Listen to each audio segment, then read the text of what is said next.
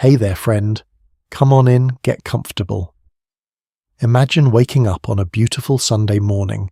The sun is shining, birds are singing, the temperature is already climbing into the 80s, and there is not a cloud in the sky. It is April 14th, 1935. You're standing on your front porch in the Oklahoma Panhandle, and the air is so still, so perfectly calm, that you can hear your neighbor's chickens from half a mile away. And then in the distance you see it, a wall, a black wall, stretching from the ground all the way up to where you cannot see the top. It is taller than any building you've ever seen, taller than a cathedral, and it is moving toward you at 60 miles per hour. You have about 5 minutes before your world goes completely, utterly dark. 5 minutes before the sun disappears in the middle of the day. 5 minutes before you realize that nature has just declared war on the American prairie. And you are losing. Now, before we step into this story together, I would love it if you could hit that subscribe button and give this video a like, but only if the story truly speaks to you. I never want you to feel pressured. I just want to share something meaningful with you tonight. And hey, I am curious, where are you watching this from your bedroom? Maybe you are on a night shift somewhere. Drop a comment and let me know. I read every single one, and I genuinely love hearing from you. All right, dim those lights down low, maybe turn on a fan for that gentle white noise, get yourself into that cozy spot, and let's travel back to one of the most terrifying days in American history. April 14th, 1935, Black Sunday. The people who lived through it said you could feel it before you could see it. The air changed. It got heavy. Strange. Static electricity started crackling everywhere. If you touched a metal fence, you would get shocked so hard it would knock you backward.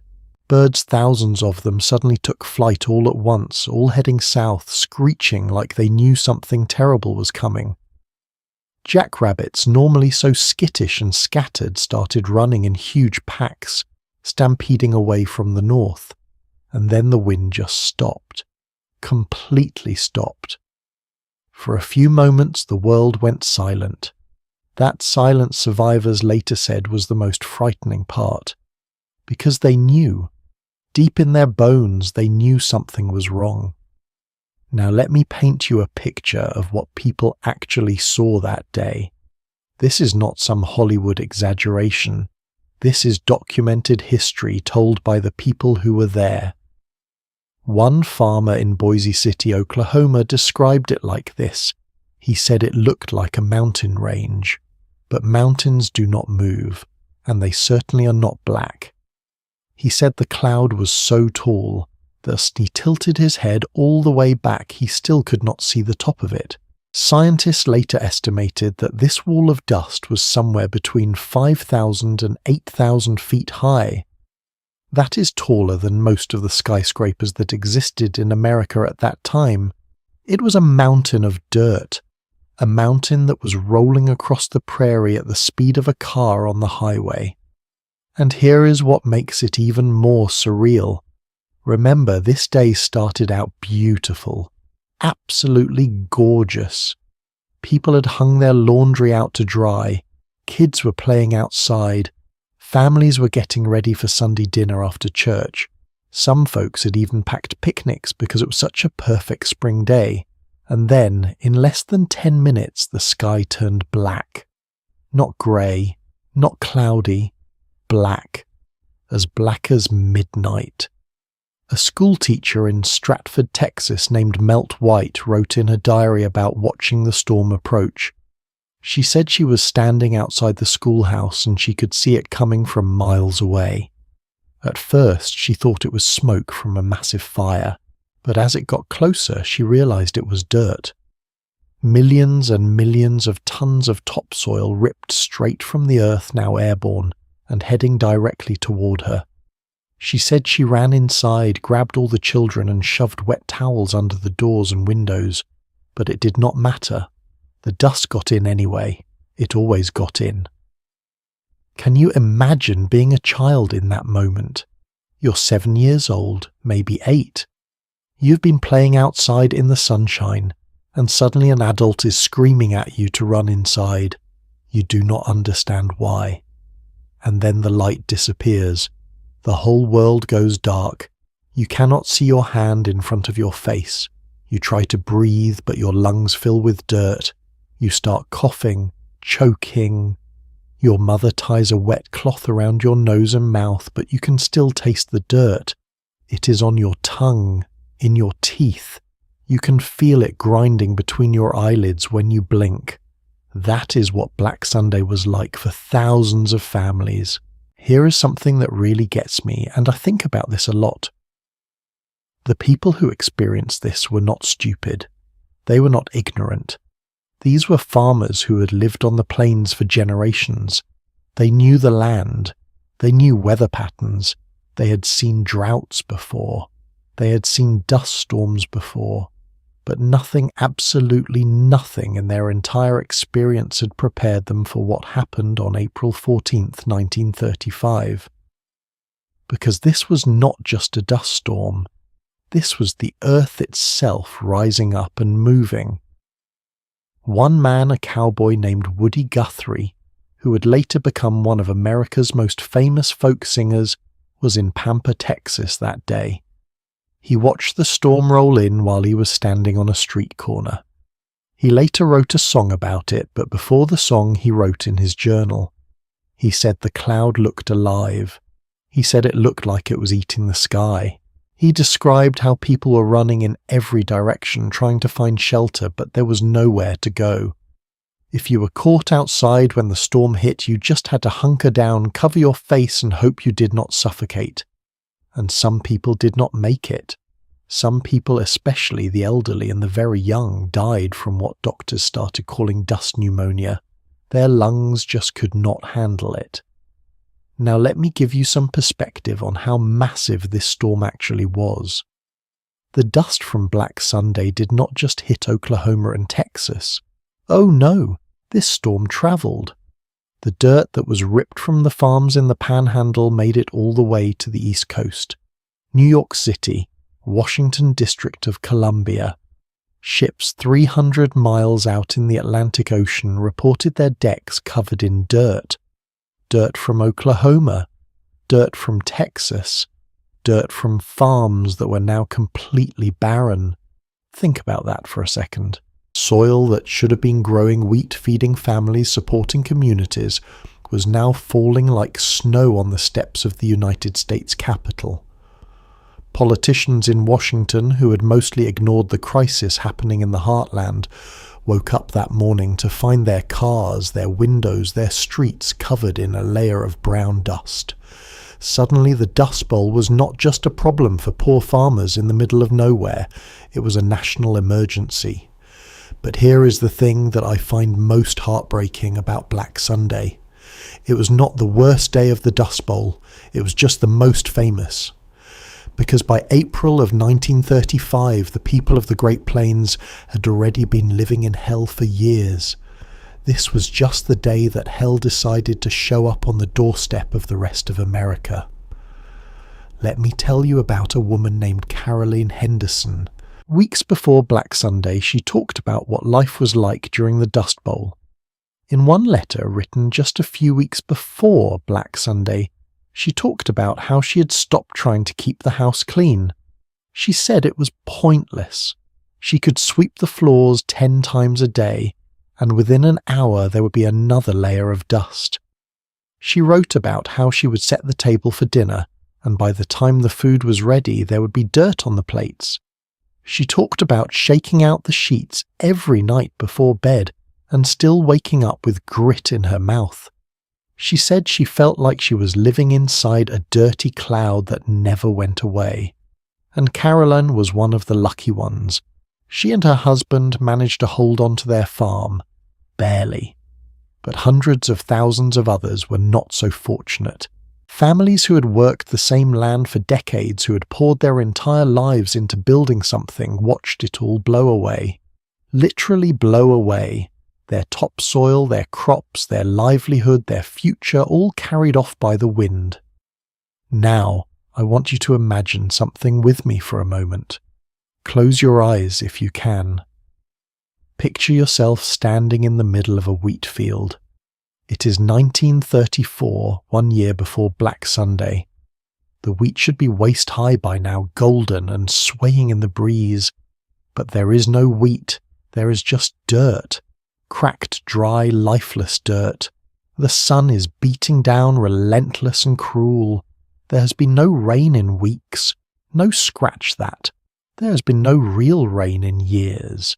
You walk across your field and every step kicks up a little puff of dust. You reach down and grab a handful of soil. It is so dry it just crumbles through your fingers like ash. This dirt, this earth that your grandfather broke his back to plough, that your father taught you to respect and nurture, is now worthless. Worse than worthless.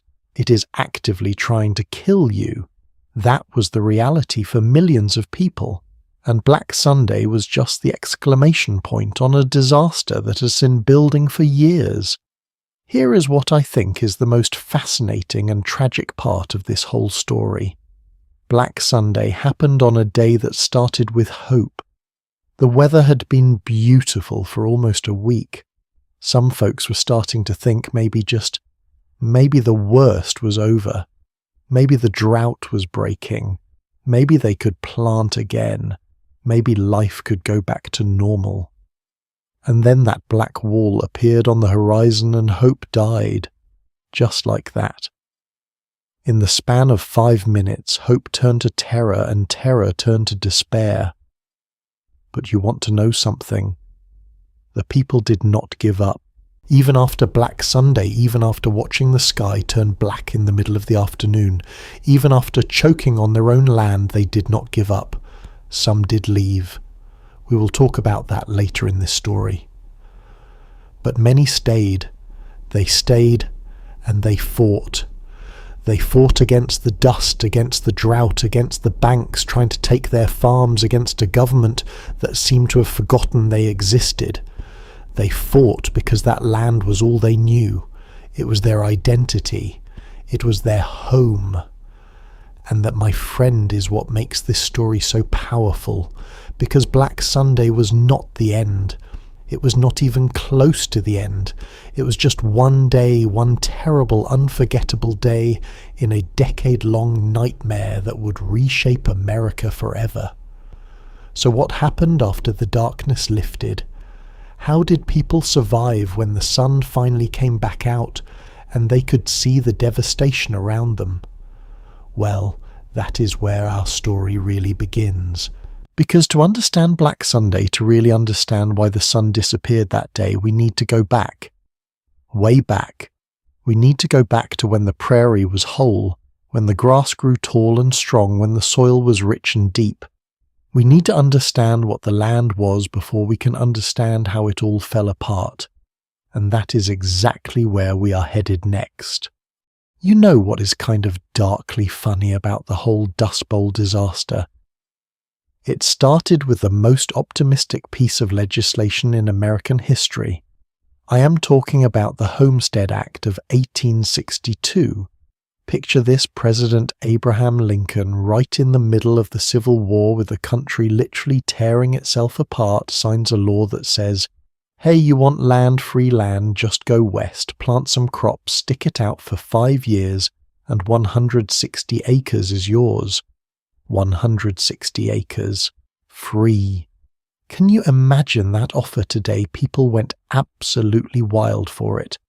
And honestly, who could blame them if you were a poor immigrant fresh off the boat, or a freed slave trying to build a new life, or just someone stuck in a crowded eastern city? Dreaming of open spaces, this was your shot. Your one chance at the American dream. All you had to do was get to the Great Plains and make the land work for you. There was just one tiny problem. And by tiny I mean absolutely massive. Nobody bothered to ask the land if it wanted to be farmed. Let me take you back to what the prairie actually looked like before all of this started. Before the ploughs, before the settlers, Before everything went wrong, close your eyes for a second and imagine standing in the middle of the Great Plains in, say, 1850. You're surrounded by grass, but not the kind of grass you mow in your backyard. This grass is tall, shoulder-high in some places.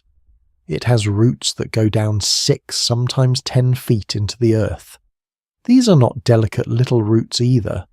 They are thick, tough, interwoven like a natural carpet that has been weaving itself together for thousands of years. This grass survived everything nature threw at it. Blizzards in winter that would freeze a man solid in minutes. Droughts in summer that would crack the earth open. Wildfires that swept across the plains like a wave of destruction. And through it all that grass held on. Those deep roots kept the soil in place. They trapped moisture.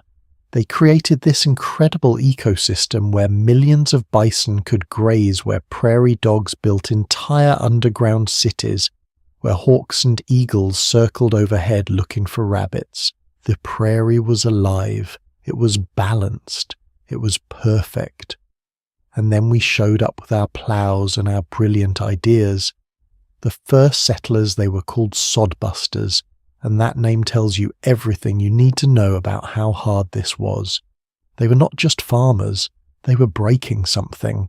That thick mat of prairie grass and the dense soil it held together, they called it sod. And breaking through it was back-breaking, brutal work. These folks would use a special plough, sometimes pulled by 6 or 8 oxen, just to cut through the grass.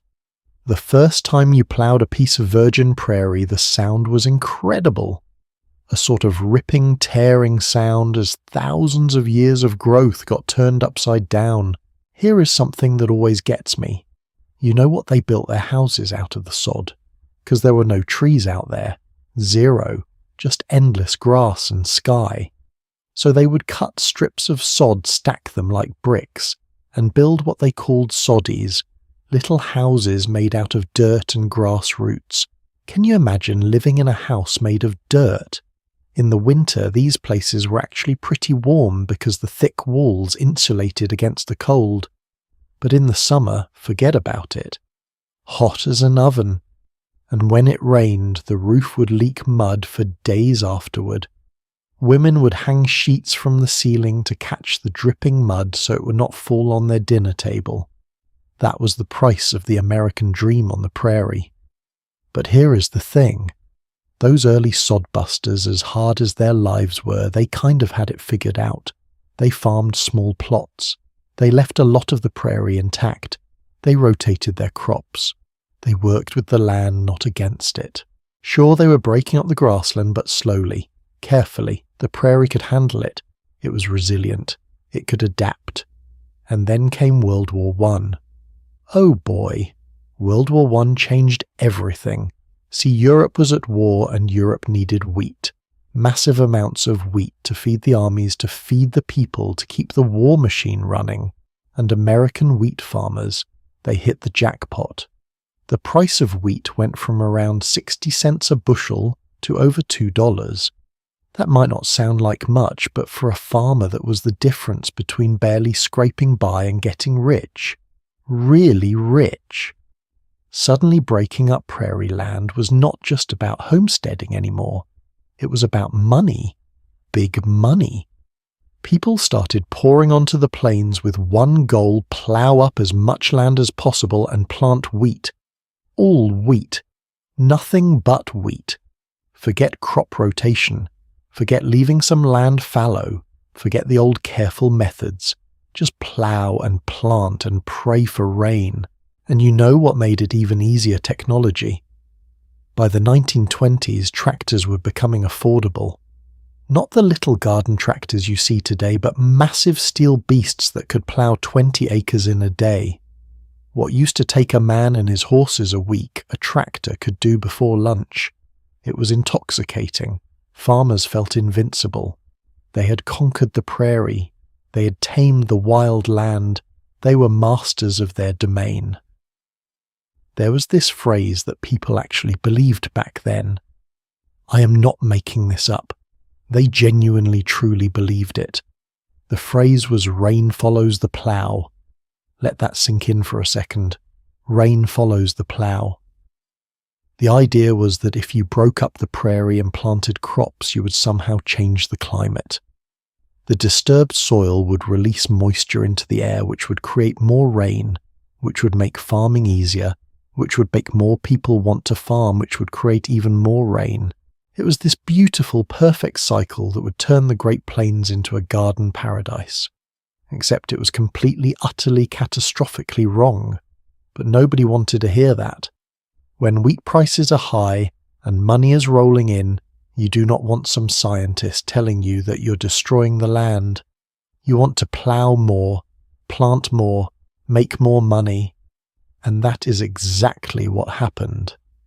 Between 1925 and 1930, farmers tore up 33 million acres of prairie grass.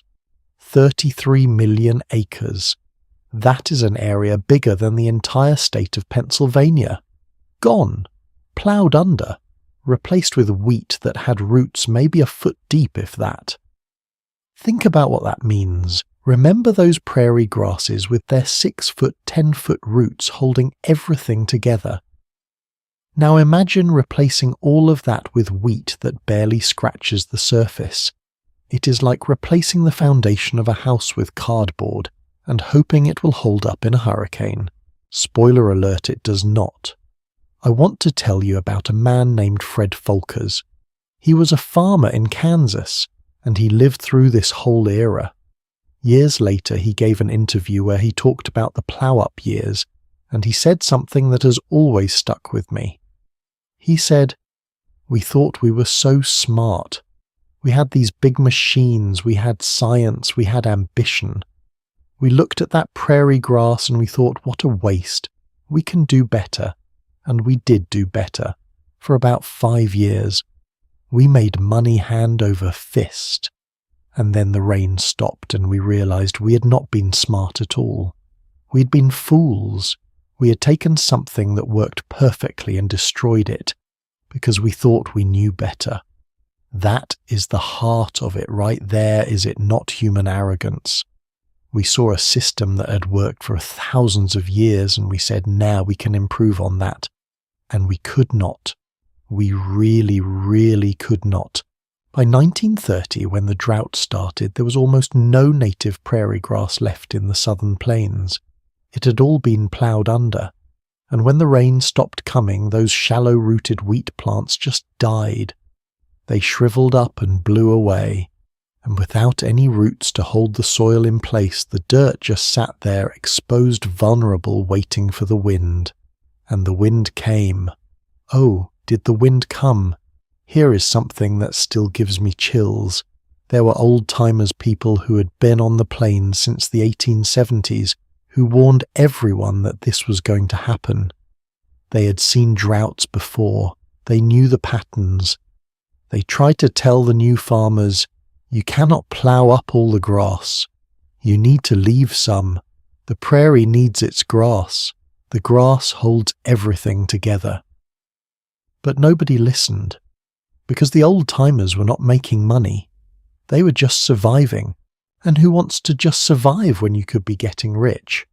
There is this incredible quote from a Soil Conservation Service report written in 1935 after the damage was done.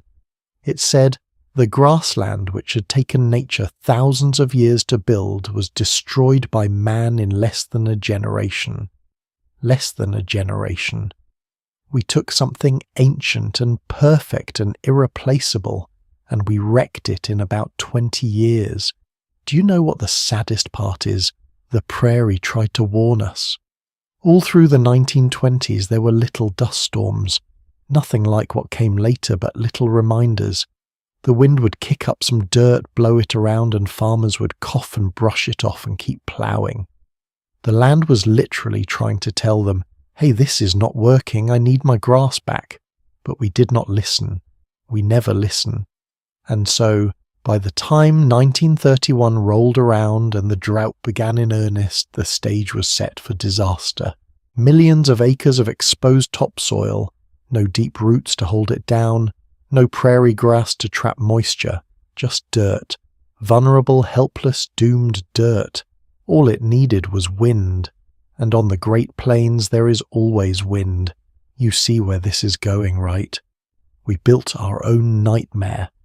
We ploughed it, planted it, and fertilized it with greed and ignorance. Black Sunday did not come out of nowhere. It was not some random act of God. It was the inevitable result of human beings deciding that we knew better than 10,000 years of natural history. But here is the question that keeps me up at night. If the old-timers knew this was coming, if scientists were warning about soil erosion, if there were signs everywhere that things were going wrong, why did nobody stop? Why did they keep ploughing right up until the land gave out completely? Well, that is exactly what we need to talk about next. Because understanding why people made the choices they made, understanding the economics and the desperation and the hope that drove them to keep going, even when the warning signs were flashing red, that is the key to understanding how the prairie nearly disappeared. And more importantly, it might just help us understand why we keep making the same mistakes today. So here is where things get really dark, and I mean that both literally and figuratively. 1934. If you had to pick one single year that captures the absolute worst of the Dust Bowl, this is it. This is the year when nature looked at what humans had done to the prairie and said, "All right, you want to see what happens when you mess with me? Watch this." The drought had started in 1931, 3 years of almost no rain. But 1934, that was the year the sky just gave up entirely. Meteorologists later called it the worst drought in United States history. And get this, it was not just the Great Plains. 75% of the entire country was affected. 27 states. From the Dakotas down to Texas, from the Rockies to the East Coast, the land was dying. But the Southern Plains, the area that would become known as the Dust Bowl, that is where hell decided to set up permanent residence. Let me give you some numbers, and I want you to really think about what they mean. By the end of 1934, 35 million acres of farmland had been completely destroyed. Not damaged, not struggling, destroyed. Utterly useless for growing anything. That is roughly the size of Iowa. An entire state's worth of farmland just gone. And another 125 million acres, an area about 3/4 the size of Texas, was rapidly losing its topsoil. The dirt was literally disappearing into the sky. But numbers do not really capture what it felt like to live through it, do they? Let me try to paint you a different picture. Imagine you are a wheat farmer in western Kansas in the spring of 1934. You have poured every penny you have into seeds. You have planted them with hope, with prayer, with desperation. Because if this crop fails, you lose everything. The bank will take your farm. Your family will have nowhere to go. Everything depends on these seeds sprouting, growing, surviving long enough to harvest. So you plant them, and you wait, and you watch. The first week, nothing happens. Well, that is normal. Seeds take time. The second week, still nothing. Getting a little worried now, but you tell yourself to have faith. Third week, fourth week. You walk out to your field every single morning looking for any sign of green, any tiny shoot pushing through the dirt, but there is nothing. The soil is so dry that when you pick up a handful it just crumbles into powder. It does not even clump together anymore. There is no moisture to bind it. And then one morning you feel the wind pick up. Just a little breeze at first. But on the Great Plains, a little breeze never stays little for long. Within an hour the wind is howling, and your field, that field you planted with all your hopes and all your money, starts to move. The topsoil with your seed still in it begins to lift off the ground. You stand there and watch as your entire future rises into the air and blows away. Just vanishes. Gone. That happened to thousands of farmers in 1934. Not once, not twice, over and over and over again. There is this gut-wrenching account from a farmer named Lawrence Svoboda. He kept a diary during the Dust Bowl, and in it he describes trying to plant wheat in the spring of 1934. He said he ploughed his field, planted his seeds, and within 24 hours a dust storm came through and buried everything under 2 feet of dirt from someone else's farm. So he ploughed again, planted again, and another storm came, buried it again. He said he replanted the same field 5 times that spring. 5 times! And every single time nature just laughed at him and buried his work. He never got a harvest, not 1 bushel of wheat. Can you imagine that level of futility, that level of heartbreak? You work yourself to exhaustion, and nature just erases everything you do like you were never even there. But wait, it gets worse. Because at least Svoboda had dirt to plough, even if it was the wrong dirt. A lot of farmers did not even have that. The wind had stripped their fields down to hardpan this rock-hard layer of compressed clay that nothing could penetrate. You could not plough it.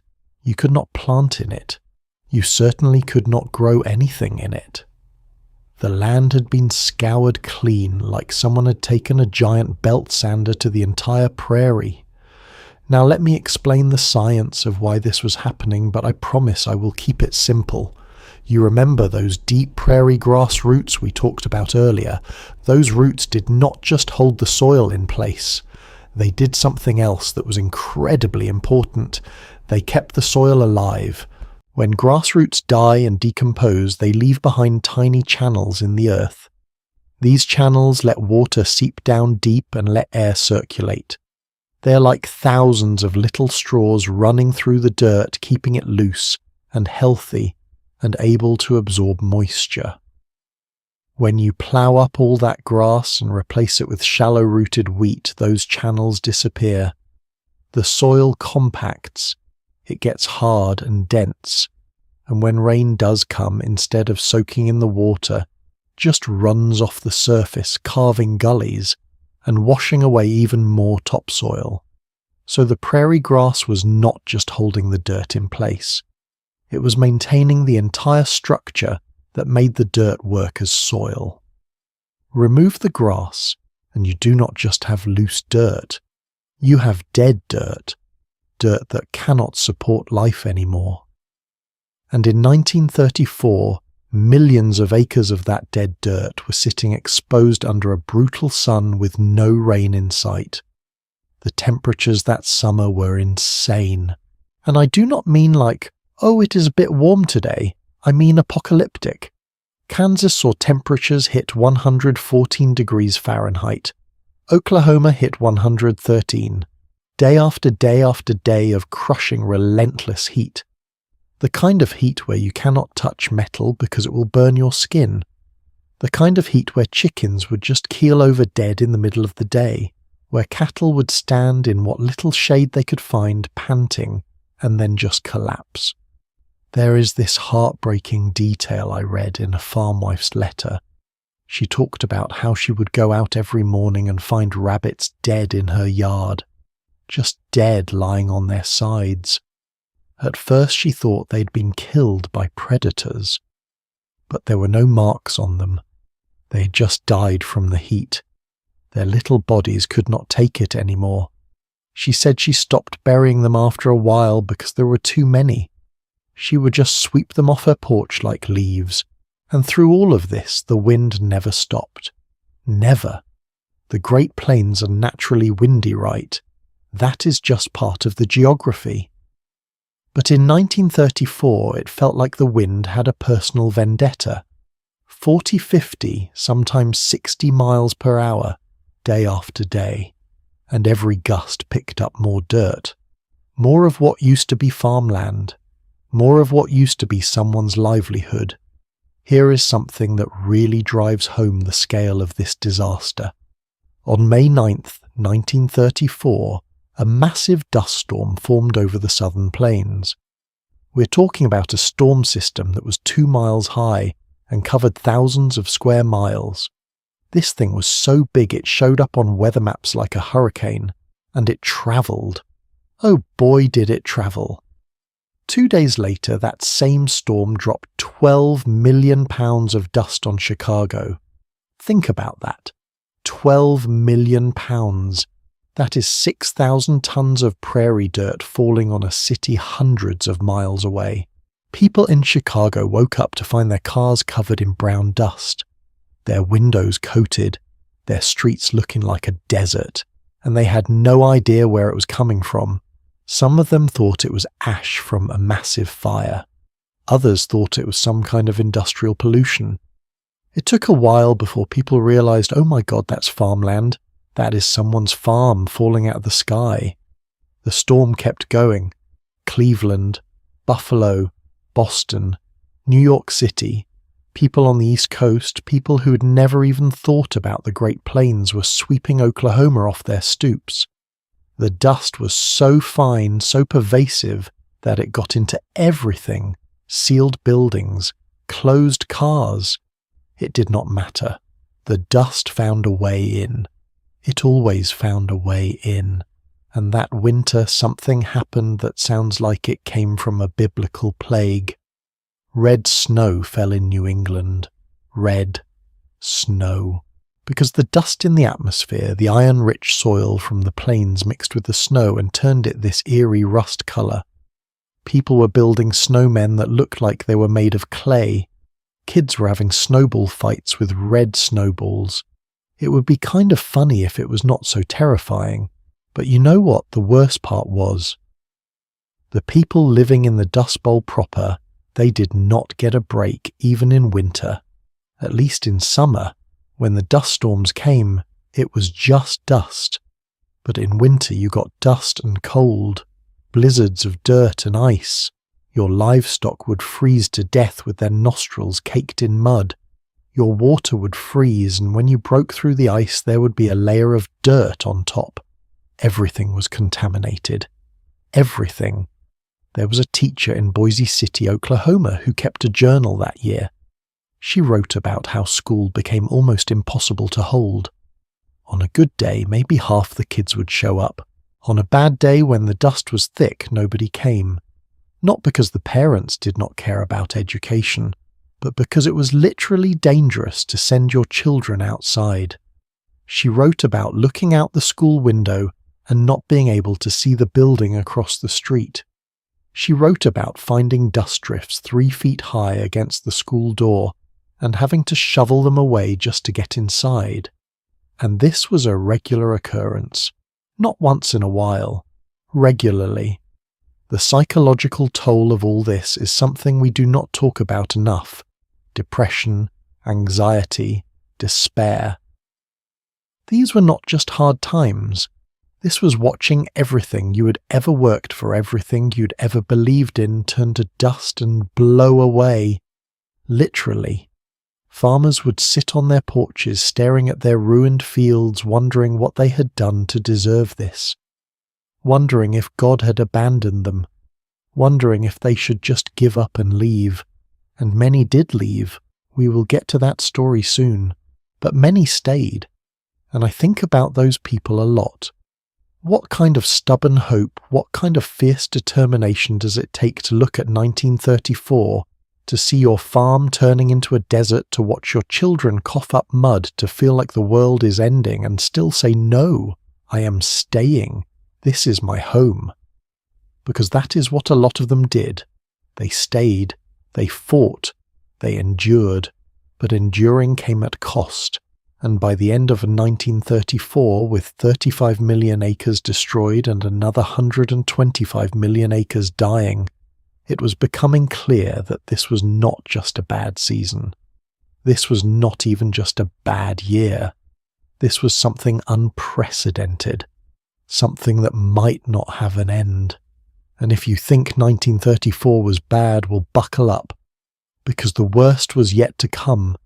The dust storms were about to get bigger, more frequent, more devastating, and the people of the Great Plains were about to discover just how much the human spirit can endure before it breaks. The thing about May 11th, 1934 is that it started out as a perfectly normal Thursday for most of America. In Chicago, people were going to work. In New York, the stock market was opening.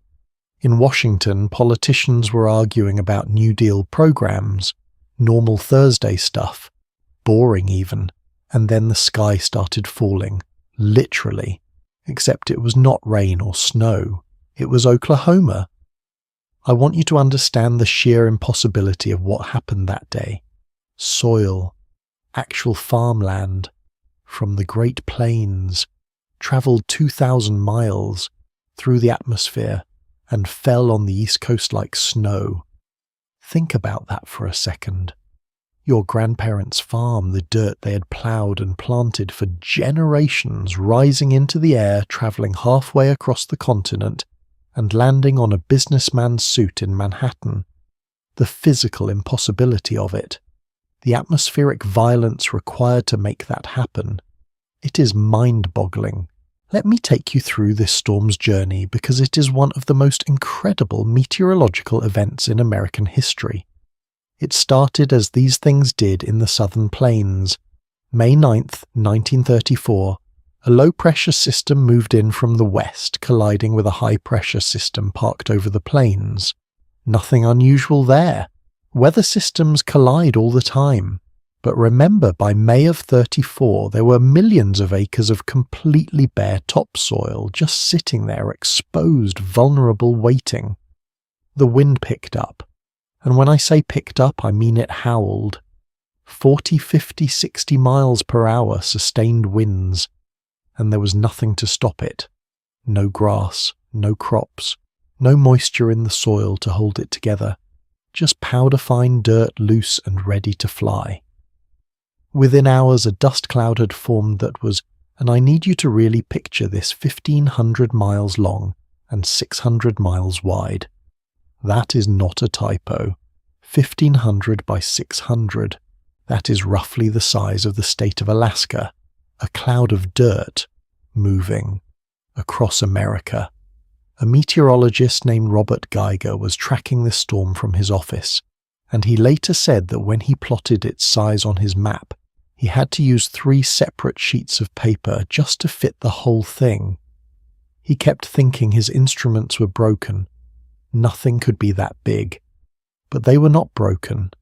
The storm was just that massive. The cloud was not uniform either. It had layers.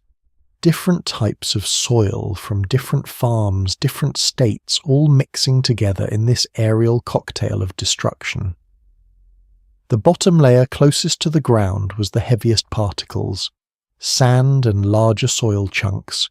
Above that, the medium-weight silt, and at the very top, riding the jet stream, the finest clay particles, dust so fine it was almost like talcum powder, and all of it was moving east. On May 10th, the storm crossed the Mississippi River. Think about that. The Mississippi, that great natural boundary of America, and a cloud of dirt just sailed right over it like it was nothing. Farmers in Illinois and Indiana looked up to see the sky turning brown. They had no idea what they were looking at. Some thought it was smoke from a massive fire. Others thought it was the end of the world. Neither explanation seemed too far-fetched at the time. By the afternoon of May 10th, the storm had reached Ohio, and this is where it started getting really weird for the people experiencing it, because these were folks who had never heard of the Dust Bowl. Oh, they had read about it in the newspapers, sure. Some drought out west, farmers having a hard time, but it was abstract, distant, not their problem, until it literally started falling on their heads. A factory worker in Cleveland named Walter Cronkite, yes, that Walter Cronkite, who would later become America's most trusted newsman, was 19 years old at the time. He was walking to work when the dust started falling. He later recalled that his first thought was that someone was dumping ashes from above. He looked up at the buildings thinking maybe there was a fire on a rooftop, but there was no fire, just this brown, Stuff, drifting down from the sky like snow. He bent down and picked some up. It was dirt. Just dirt. But where was it coming from? There was no construction nearby, no excavation. He stood there, handful of dirt, watching more drift down, completely baffled. It was not until he got to the factory and heard the radio that he understood. It was Oklahoma, falling on Cleveland. But the storm was not done. Not even close. May 11th. The storm hit Chicago with full force. And when I say hit, I mean it arrived like a biblical plague. People woke up that morning to find their cars covered.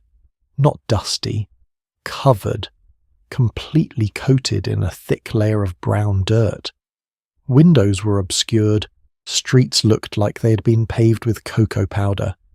The city's street sweeping department, which normally dealt with, normal urban dirt and litter, was completely overwhelmed. They had never seen anything like this. The sweepers would clear a street, and within an hour it would be brown again. Dust was still falling from the sky faster than they could clean it up. Scientists from the University of Chicago went out with collection instruments. They wanted to measure how much dirt was actually falling on the city, and what they found was staggering. 12 million pounds of dust fell on Chicago in one day. 12 million pounds. That is 6,000 tons of farmland from 1,000 miles away, falling on a major American city. To put that in perspective, if you divided that dust evenly among every person in Chicago, each person would get about 4 pounds of dirt delivered to them courtesy of the Great Plains, 4 pounds per person of someone else's farm. The newspapers went wild with this story, because this was not just a rural problem anymore. This was not just poor farmers in Oklahoma suffering in silence. This was Chicago. This was America's second largest city being buried under Oklahoma topsoil. This was impossible to ignore. But here is what gets me. The people in Chicago, they were inconvenienced, annoyed even. They had to wash their cars, clean their windows, shake out their rugs. It was a hassle, a weird, freakish weather event. But for them it was temporary, a day or two of weirdness, and then life went back to normal. Meanwhile, back in Oklahoma, back in Kansas and Texas and Colorado, people were living in that dust every single day. Not for a day, not for a week, for years. The dirt that annoyed Chicago for 24 hours was the air that the Plains families breathed every moment of their lives. But I'm getting ahead of myself, because the storm kept moving. May 12th. The dust reached the East Coast. New York City woke up to a brown haze. The Statue of Liberty, that great symbol of American hope and freedom, was barely visible through the murk. Tourists at the top of the Empire State Building could not see the ground. The entire city was wrapped in a brown fog, and the thing is, New Yorkers are hard to impress. They'd seen it all, but this was something else. Dust from Oklahoma falling on Fifth Avenue, on Wall Street, on Broadway. It was absurd, impossible. And yet there it was, on their windowsills, on their fire escapes, on their fancy hats and expensive coats. The New York Times ran a front-page story with the headline, "Dust Cloud Darkens City," but even they struggled to make sense of it. Their meteorologist tried to explain the atmospheric conditions that could carry soil particles 2,000 miles, but honestly he sounded like he did not quite believe it himself. And it was not just New York. Boston got hit. Philadelphia. Baltimore. Washington District of Columbia. The United States Capitol building, that gleaming white symbol of American democracy, was covered in a fine brown coating of prairie dirt. Senators walked out of the Capitol to find their black cars turned brown. Their shoes left tracks in the dust on the marble steps. This is the moment right here where the Dust Bowl stopped being someone else's problem and became a national emergency. because when dirt lands on the Capitol steps, politicians notice. When dirt falls on Manhattan, newspaper editors notice. When dirt obscures the Statue of Liberty, the whole country notices. President Roosevelt was getting reports about the dustfall in real time. His advisors were telling him that this was unprecedented, that the scale of environmental destruction happening in the heartland was so severe that its effects were being felt in every state, that something had to be done. But even more incredibly, the dust did not stop at the coast. Ships 300 miles out in the Atlantic Ocean reported their decks covered in brown dust. 300 miles offshore. Sailors who had been at sea for weeks, who had not set foot on American soil in months, were sweeping prairie dirt off their ships. They radioed back to port asking if there had been some kind of volcanic eruption. Because how else do you explain dirt falling from the sky onto the ocean? Oceanographers later estimated that millions of tons of topsoil ended up in the Atlantic. Just gone. Valuable agricultural soil that had taken thousands of years to form now at the bottom of the ocean, lost forever. And here is something that still gives me chills when I think about it. The dust that made it all the way to the Atlantic. That was the finest, lightest material, the cream of the crop agriculturally speaking, the most nutrient-rich, most valuable soil particles. Those were the ones that travelled the farthest because they were so fine they could stay airborne for days. So the Great Plains was not just losing soil, it was losing its best soil. The minerals, the organic matter, the stuff that makes dirt into viable farmland, all of it blown away to the ocean. But wait, because it gets even weirder. That winter 1934 into 35, New England experienced something that had never been recorded before, and has never happened since. Red snow. I am not making this up. Red snow. Rust-coloured snow. Falling in Vermont, New Hampshire, Massachusetts. People woke up to find their yards covered in what looked like strawberry snow cones. Kids were building rust-coloured snowmen, and they had no idea why. The reason: Oklahoma soil. The iron-rich clay from the southern plains had made it all the way to New England, and was mixing with the winter precipitation. The iron oxide in the dirt was staining the snow. People were having snowball fights with Oklahoma. A farmer in Vermont actually collected some of the red snow, melted it, and examined the sediment. He could not figure out what it was. So he sent a sample to the State Agricultural College. The scientists there analysed it and confirmed it was topsoil. From the Great Plains, in Vermont snow. The geographic impossibility of it. The atmospheric journey. Soil from Texas falling as coloured snow in New England. It sounds like something from a science fiction novel. But it happened. It really happened. And this was just one storm. One single weather event. Yes, it was the biggest, the most dramatic, the one that got all the attention. But storms like this, smaller but still significant, were happening multiple times per year throughout the 1930s. The cumulative loss of topsoil was staggering. Scientists estimate that during the Dust Bowl years, roughly 850 million tons of topsoil blew off the southern plains. 850 million tons. That is soil that will never come back. It is gone, in the ocean, spread across the continent, vanished. To put that in perspective, it takes about 1,000 years for natural processes to create 1 inch of topsoil. The Dust Bowl stripped away in some places 6 to 8 inches of topsoil in less than a decade.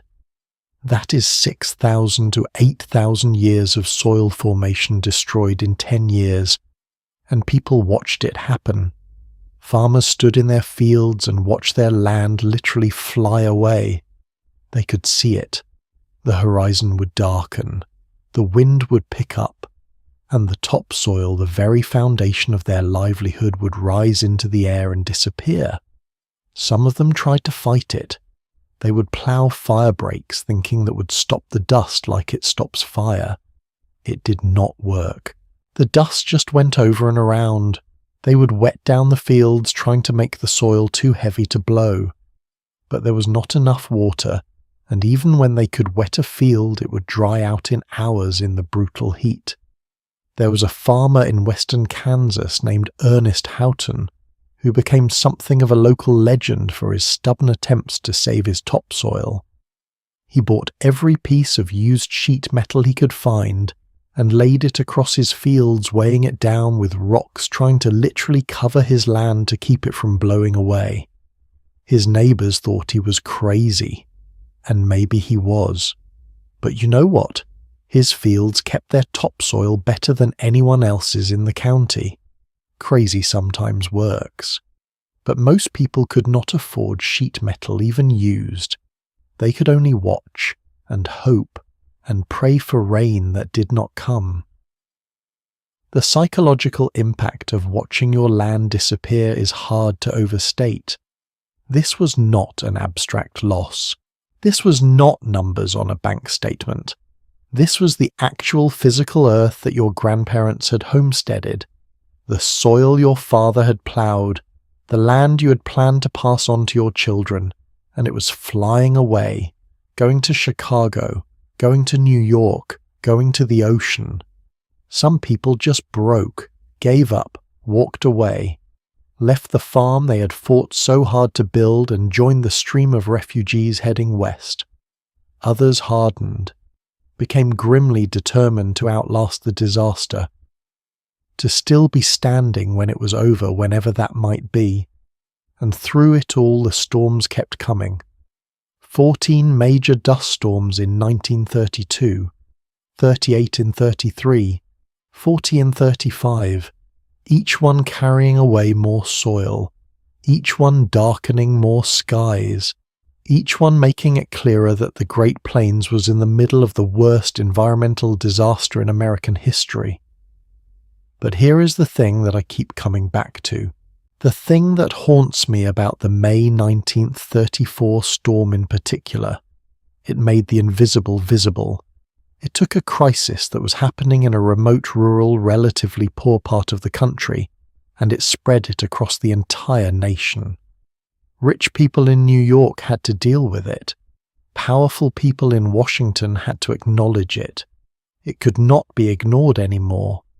Sometimes I wonder if that storm had not happened, if the dust had stayed regional, would anyone have cared enough to do anything? Would the government programs have been implemented? Would the conservation measures have been put in place? Or would the people of the Great Plains have just been left to suffer and die in obscurity we will never know? Because the storm did happen, the dust did travel, and America was forced to confront what was happening in its heartland. The May 11th storm was a wake-up call, a brown, dusty, impossible-to-ignore wake-up call that changed how America thought about land, about agriculture, about the relationship between humans and the environment. But understanding the problem and solving the problem. Those are two very different things. And even with the entire nation now aware of the crisis, the suffering on the Great Plains was far from over. In fact, in many ways, the worst was yet to come. There is this moment that keeps haunting me from all my research into the Dust Bowl. It is from a woman named Emma McCracken, who lived through it as a young girl in the Texas Panhandle. Years later, in an oral history interview, she described what it was like when a dust storm hit.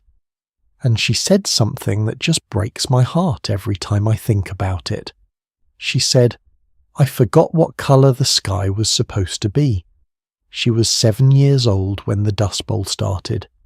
By the time she turned 12, she had spent so much of her childhood indoors hiding from the dust that she genuinely could not remember if the sky was supposed to be blue or grey or brown. To her, a normal day was one where you could see maybe 100 feet in front of you. A good day was when you could see across the street. A great day, a miraculous day, was when you could see the horizon. That is what it meant to live inside the Dust Bowl. It was not just bad weather that eventually passed. It was a fundamental change in what reality felt like. Let me break down for you just how relentless these storms were. In 1932, there were 14 major dust storms that swept across the plains. 14. That is already more than anyone had ever seen in recorded history. People were calling it unprecedented. They thought it could not possibly get worse. 1933, 38 storms, 1934, 22 storms, and then came 1935, 40 storms, 40 separate events where the sky turned black and the world disappeared. But that is not even the peak. 1936, 68 storms, 1937, 72. 72 times that year the people of the Great Plains watched a wall of dirt roll toward them and knew they had about 10 minutes to get to shelter before they could not breathe anymore. Do you know what that does to a person? To live in constant fear of the sky, but numbers only tell part of the story. Let me take you inside one of these storms. Not Black Sunday, we already talked about that one. Let me tell you about a different kind of storm. The kind that did not make headlines, the kind that just became part of daily life. It is March 1935. You are in Amarillo, Texas. You wake up in the morning and the sun is shining. Well, sort of. There is this yellowish haze in the air like the sky is sick, but you can see the sun, which these days counts as a victory. You have chores to do, animals to feed, water to haul. Life does not stop just because the dust might come. Around 10 in the morning you notice the wind picking up. Nothing unusual about that. Wind is just part of a life out here. But then you hear it. This low rumble like distant thunder, except it does not stop. It just keeps getting louder. You look toward the horizon and your stomach drops. There it is. The cloud.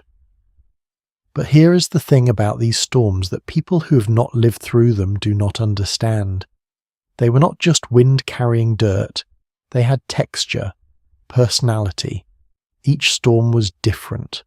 Some came on fast like a wall slamming into you. Others crept in slowly, the air getting thicker and thicker until you could not see your own feet. Some storms were reddish, full of iron-rich clay from Oklahoma. Others were black, carrying the darker soil from Kansas. And some, the absolute worst ones, had static electricity that would shock you so hard you would see stars. This particular storm, let's say it is one of the slow ones, the bad kind. The kind that settles in and does not leave for hours, sometimes days. You rush to get the animals secured, chickens into the coop, cow into the barn. You stuff wet rags into every crack you can find around the windows and doors. You know it will not be enough. It never is. But you try anyway, because what else are you going to do? By noon the sky is the colour of mud. Visibility is down to maybe 50 feet. You light the lanterns inside your house, even though it is the middle of the day. Without them you would be in complete darkness. You tie a wet handkerchief around your nose and mouth. Your children are scared. They know the drill by now, but they are still scared.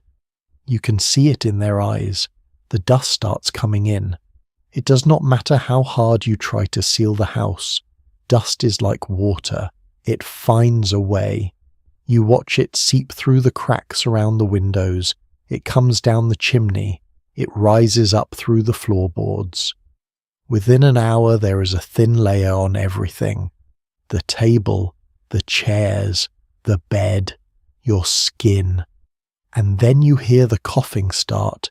Your youngest, the 3-year-old, starts this wet, rattling cough. You have heard this cough before.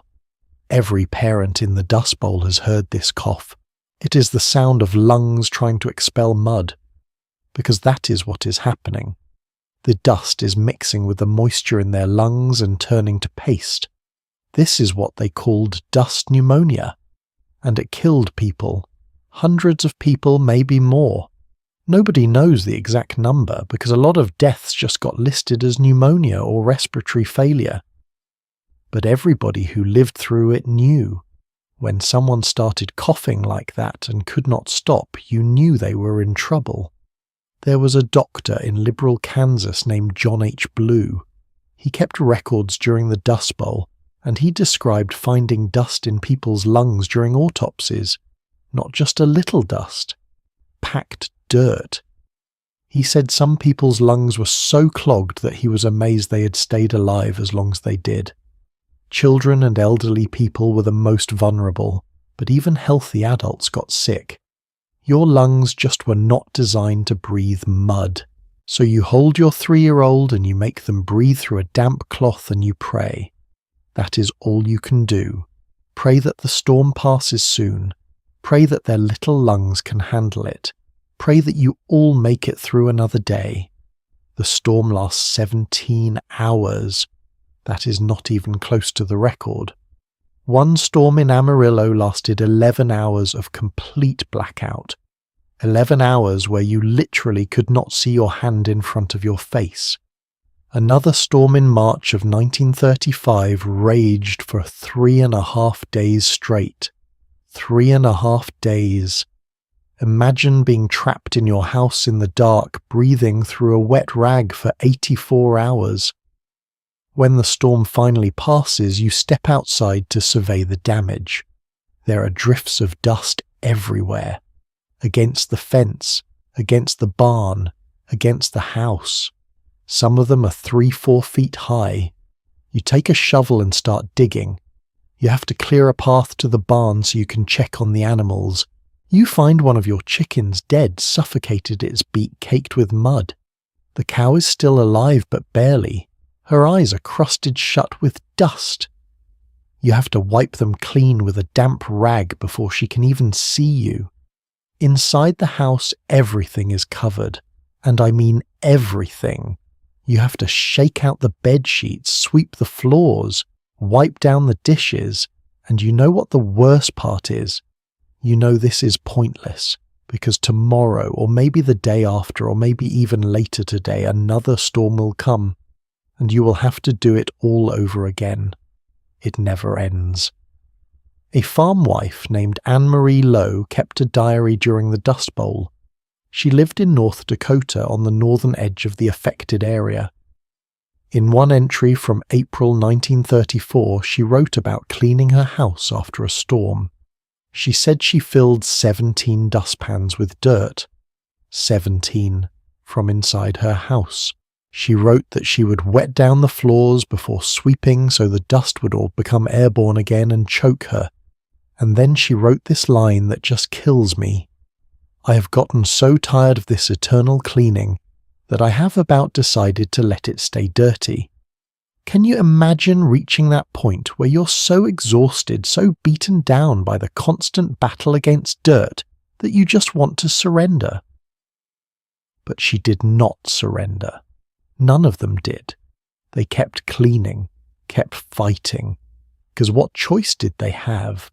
The psychological impact of living like this is something I think we really underestimate. This was not a one-time disaster. This was not even a series of disasters. This was a constant, grinding, relentless assault on your sense of normalcy.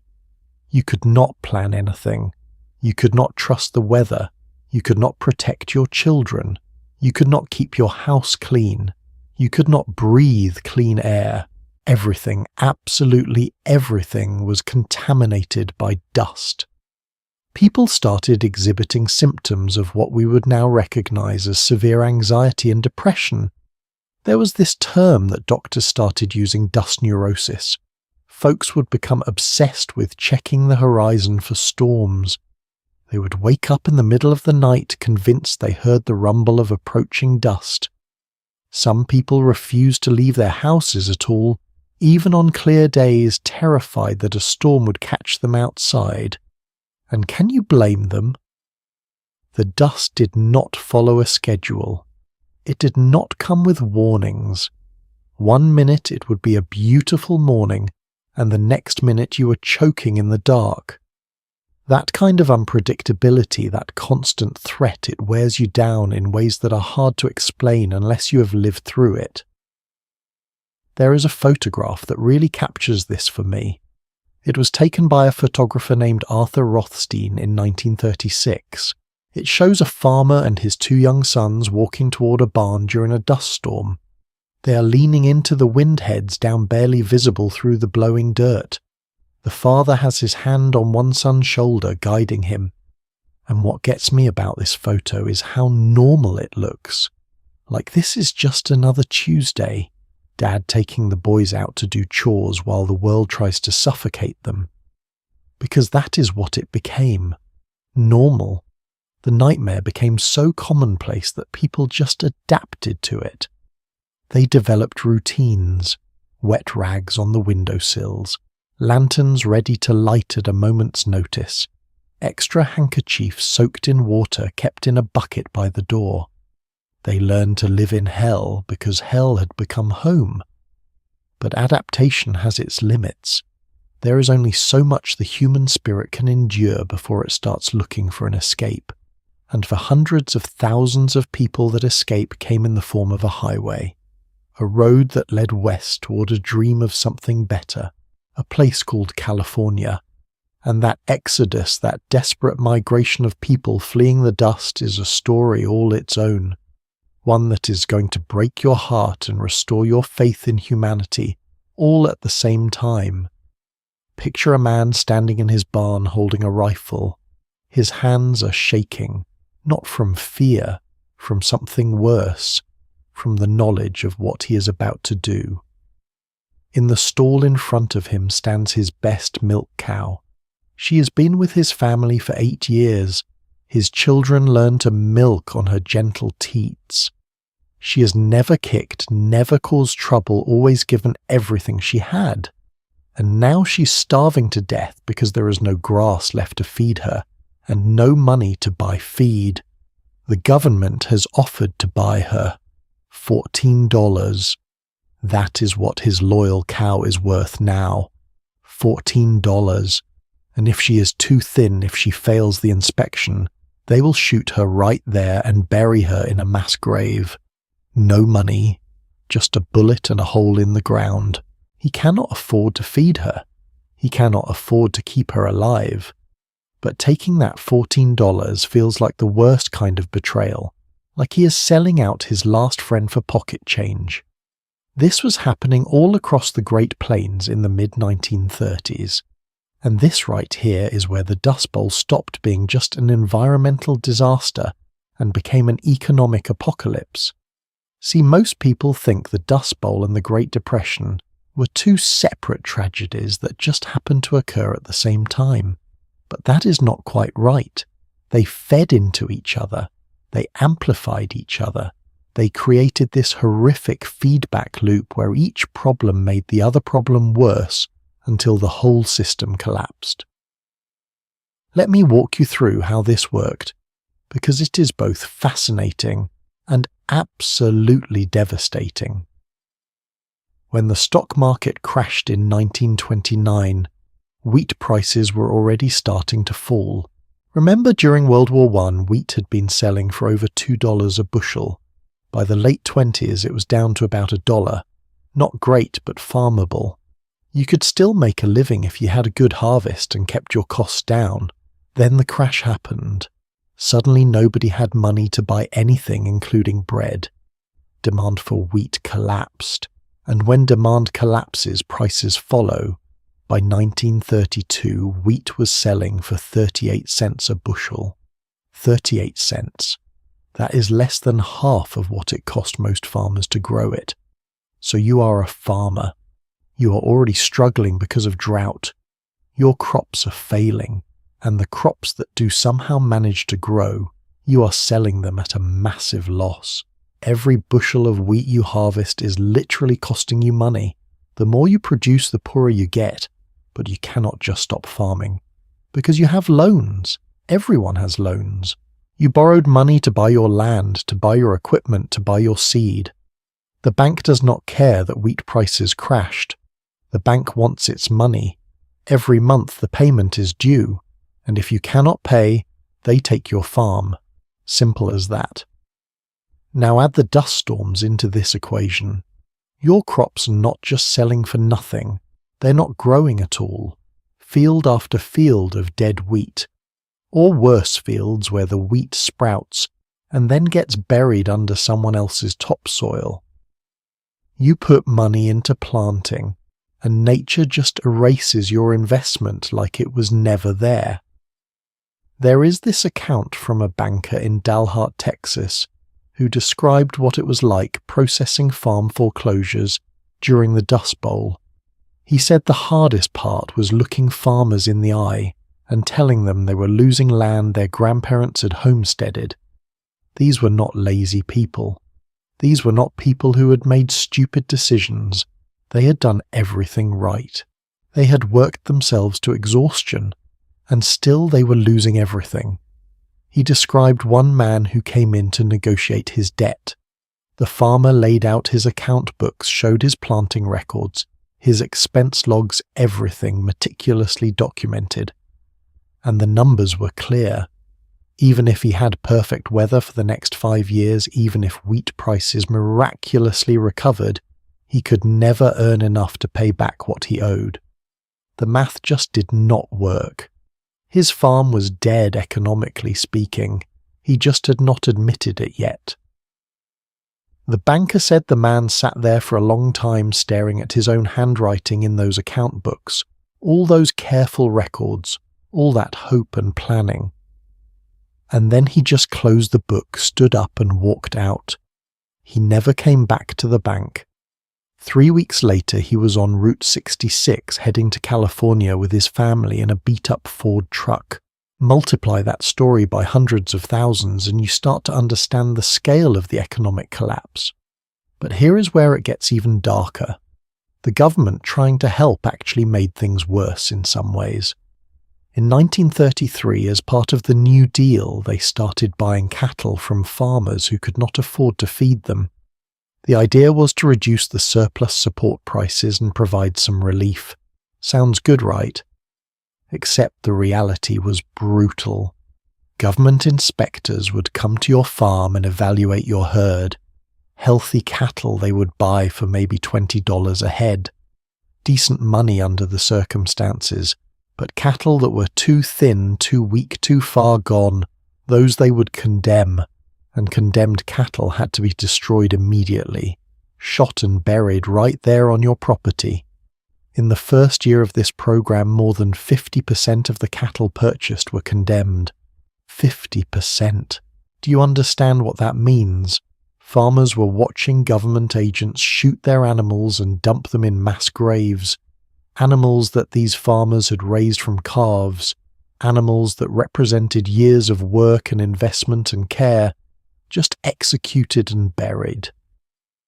A rancher named Jake Schultz from the Oklahoma Panhandle later recalled watching the cattle slaughter program in action. He said the sound of the gunshots echoed across the prairie for hours, just shot after shot after shot. He said the cows seemed to know something was wrong. They would get nervous, start lowing, trying to move away. But there was nowhere to go.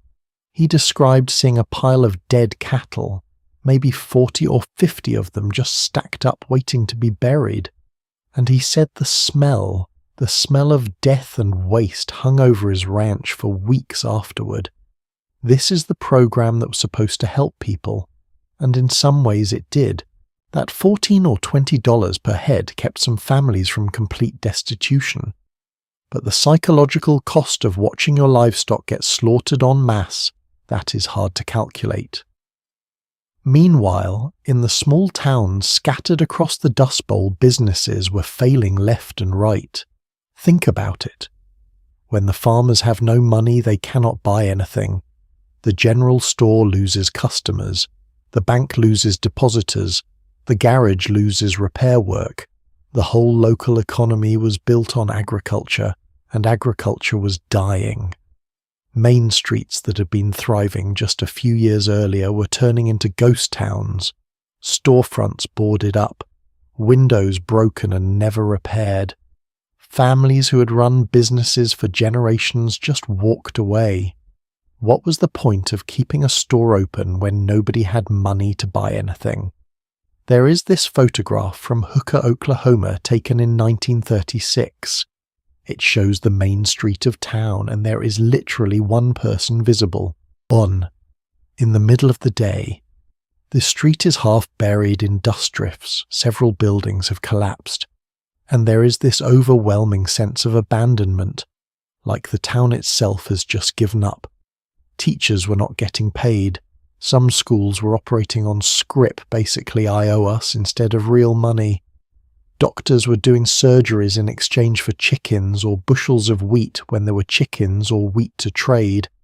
The entire monetary system was breaking down and reverting to barter. But you know what I find most heartbreaking about the economic collapse? The shame. The deep personal shame that people felt about failing. Because this was the era of rugged individualism. You were supposed to pull yourself up by your bootstraps. You were supposed to succeed through hard work and determination. And if you failed well, that was your fault. You had not worked hard enough. You had not been smart enough. You had not been good enough. Never mind that you were fighting against impossible odds.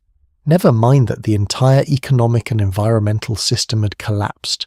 Never mind that nobody could succeed under these conditions. The culture told you that if you were poor, it was because you deserved to be poor. A woman named Sonora Babb, who grew up in the Oklahoma Panhandle during the Dust Bowl, wrote about this later in her memoir. She talked about how her father would not ask for government assistance, even when they were literally starving, because he saw it as charity. And charity was for people who could not take care of themselves. He had always taken care of his family. Accepting handouts would be admitting defeat, admitting he was not man enough to provide. So they went hungry. They wore the same clothes until they fell apart. They burned cow chips for fuel because they could not afford coal, all because pride would not let them accept help. And it was not just men who felt this way. Women carried enormous shame about not being able to keep their houses clean, about not being able to feed their children properly, about not being able to maintain the standards of homemaking they had been raised with. When everything you own is covered in dust, when your children are coughing up mud, when you're serving the same thin soup for the fourth night in a row, it feels like personal failure, even though it is not your fault at all. This toxic combination of environmental disaster and economic collapse and cultural shame created a kind of perfect storm of human misery.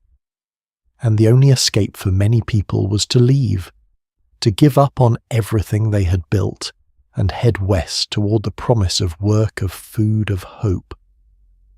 By the time the exodus really got rolling in the mid-30s, an estimated 400,000 people had left the Great Plains. 400,000, that is the population of a major city. Entire communities emptied out, churches closed, schools shut down. Towns that had been vibrant centres of rural life became empty shells. And here is the thing that really gets me. The people who left were not the weak ones. They were not the ones who gave up too easily. Leaving required incredible courage. It meant admitting that you could not win packing up whatever fit in your car and driving toward an uncertain future with almost no money and no guarantee of anything better. The people who stayed were not the strong ones who toughed it out either. Many of them simply could not afford to leave. Their cars did not run. They did not have enough money for gas. They were trapped by poverty in a place that was trying to kill them. There were no heroes and cowards in this story. Just people trying to survive an impossible situation by whatever means they could.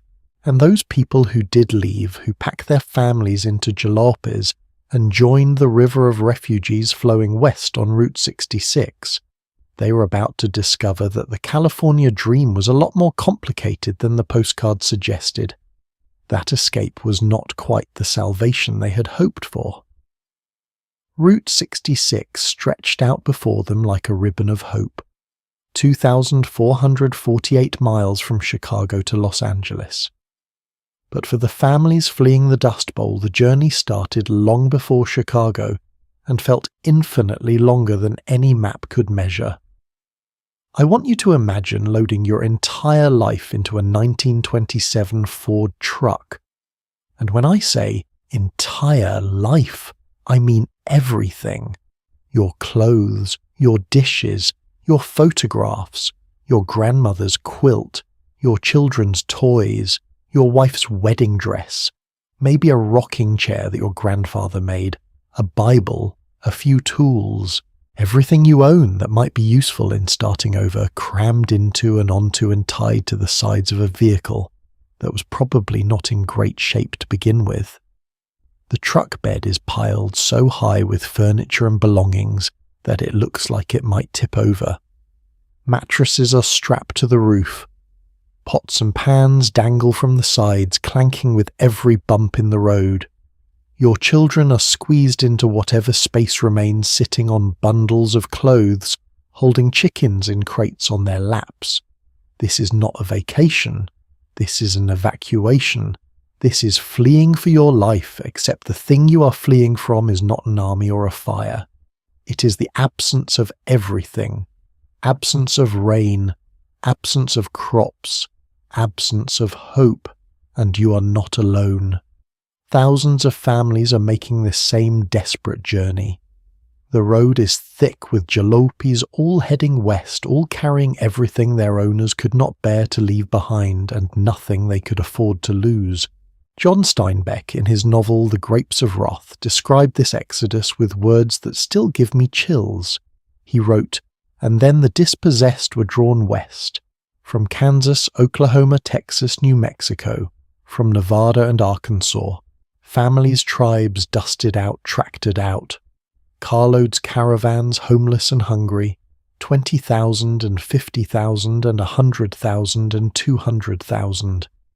They streamed over the mountains, hungry and restless as ants scurrying to find work to do, to lift, to push, to pull, to pick, to cut, anything, any burden to bear for food. The kids are hungry. We got no place to live." That was not just creative writing. That was journalism. That was truth. The real number of people who left the Great Plains during the Dust Bowl years is estimated at around 400,000. 400,000 human beings uprooted, displaced, turned into refugees in their own country. And here is something that most people do not realize: they were not all from Oklahoma. They came from Kansas, Texas, Arkansas, Missouri, Colorado, New Mexico. But California gave them all the same name, Okies. And that word Okie, was not meant kindly. It was a slur, a way of marking these people as less than, as unwanted, as dirty, poor, desperate, and probably dangerous. Never mind that many of them had been successful farmers just a few years earlier. Never mind that they were skilled, hard-working, educated people who'd been destroyed by circumstances beyond their control. Once you became an Okie, that is all you were: a refugee, an outsider, a problem. But I am getting ahead of myself. Let me take you on the journey itself, because the trip to California was its own special kind of hell. First, you need gas money. A full tank might cost you $2, and that tank would get you maybe 150 miles if you were lucky, and the old truck was not working too hard hauling all your worldly possessions. You're looking at 15, maybe 20 fill-ups to make it all the way to California. That is $30 to $40, and you probably left home with less than $50 total to your name. So you have to be strategic. You drive slow to conserve fuel. You coast down hills. You pray the truck does not break down because you cannot afford repairs. Many families ran out of money halfway there. They would make it to Arizona or New Mexico and just get stuck. No money to go forward, no money to go back, so they would camp by the side of the road and the men would try to find day labour. Anything. Loading trucks, digging ditches, picking cotton if there were any to pick. $1 a day if they were lucky, and they would save that money penny by penny until they had enough to buy another tank of gas and move a little farther west. The journey that should have taken a week often took months. There were families who never made it at all. Car breakdowns they could not afford to fix. Illness, accidents, a baby born on the side of the road with no medical care, an elderly grandparent who could not survive the heat and the stress and the uncertainty. People died on Route 66. A lot of people. And they were buried in unmarked graves in towns whose names they never learned, far from home, far from the land they had loved. But let me tell you about the people who did make it, because their story is both inspiring and absolutely heartbreaking. You cross into California and you're expecting something different. You've heard the stories. California is the land of milk and honey, orange groves everywhere, jobs for anyone willing to work, good weather, clean air, a fresh start. This is going to be better. It has to be better. And then you see the sign. Not a welcome sign, a different kind of sign, a barrier across the road, and police officers, actual police stopping cars, questioning people, turning families away. This really happened. In 1936, the Los Angeles Chief of Police, a man named James Davis, sent 125 officers to patrol the California borders. Their job, keep the undesirables out, the Okies, the refugees, the poor. Can you imagine that you have driven 2,000 miles, spent everything you have endured, heat and hunger and heartbreak, and when you finally reach the promised land, armed men tell you that you're not welcome, that California is closed to people like you? The American Civil Liberties Union sued the city over this. They called it illegal, unconstitutional. But by the time the courts settled the matter, thousands of families had already been turned back or intimidated into leaving. And the families that did make it into California, they found that the dream was a lie. There were jobs, yes, but not good jobs, not enough jobs. Picking fruit, picking cotton, picking peas, backbreaking labour in the hot sun for wages that were barely enough to survive on.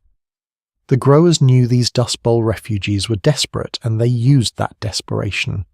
They paid as little as possible because they knew people would take it. What choice did they have? The photographer Dorothea Lange travelled through California in the mid-30s, documenting the lives of migrant workers. She took thousands of photographs, and looking at them now, you can see the exhaustion in people's faces, the resignation. These are not people who have found hope in California. These are people who have traded one kind of suffering for another. One of her most famous photographs is called Migrant Mother. You've probably seen it. A woman in her early 30s, weathered and worried, with 2 children leaning on her shoulders and a baby in her lap. Her name was Florence Owens Thompson. She was 32 years old when that photo was taken, but she looks 50. She was a pea picker in Nipomo, California, living in a tent with her 7 children. They had fled Oklahoma looking for a better life, and this is what they found. Temporary work, temporary shelter, permanent poverty. Lange wrote on the back of that photograph, "The condition of these people warrant resettlement camps for migrant agricultural workers," because that is what it had come to. The refugees needed camps, like a war zone, like a disaster area. Because that is what it was. The camps that did exist were nightmares. Rows of tents or shacks. No running water, no electricity, no sanitation. Families living in spaces barely big enough for one person, let alone 5 or 6 or 8. Children playing in the dirt, wearing clothes held together with safety pins because there was no money for new ones. Disease spreading through the camps like wildfire, because when you have that many people living in that much poverty, that close together sickness is inevitable. And the locals hated them. I wish I could soften this, but I cannot. The people of California by and large despised the Dust Bowl refugees. They saw them as a threat, a burden, An invasion of poor, uneducated hicks who were going to drain resources and take jobs and lower property values. The refugees were called fruit tramps, hillbillies, and worst of all, Okies. That word carried so much venom, so much contempt. There were restaurants that would not serve them, stores that would not sell to them, schools that did not want their children. Some towns passed laws specifically designed to keep migrant workers out. If you did not have a job lined up, if you could not prove you had enough money to support yourself, you could be arrested for vagrancy, arrested for being poor, for being homeless, for being a refugee in your own country.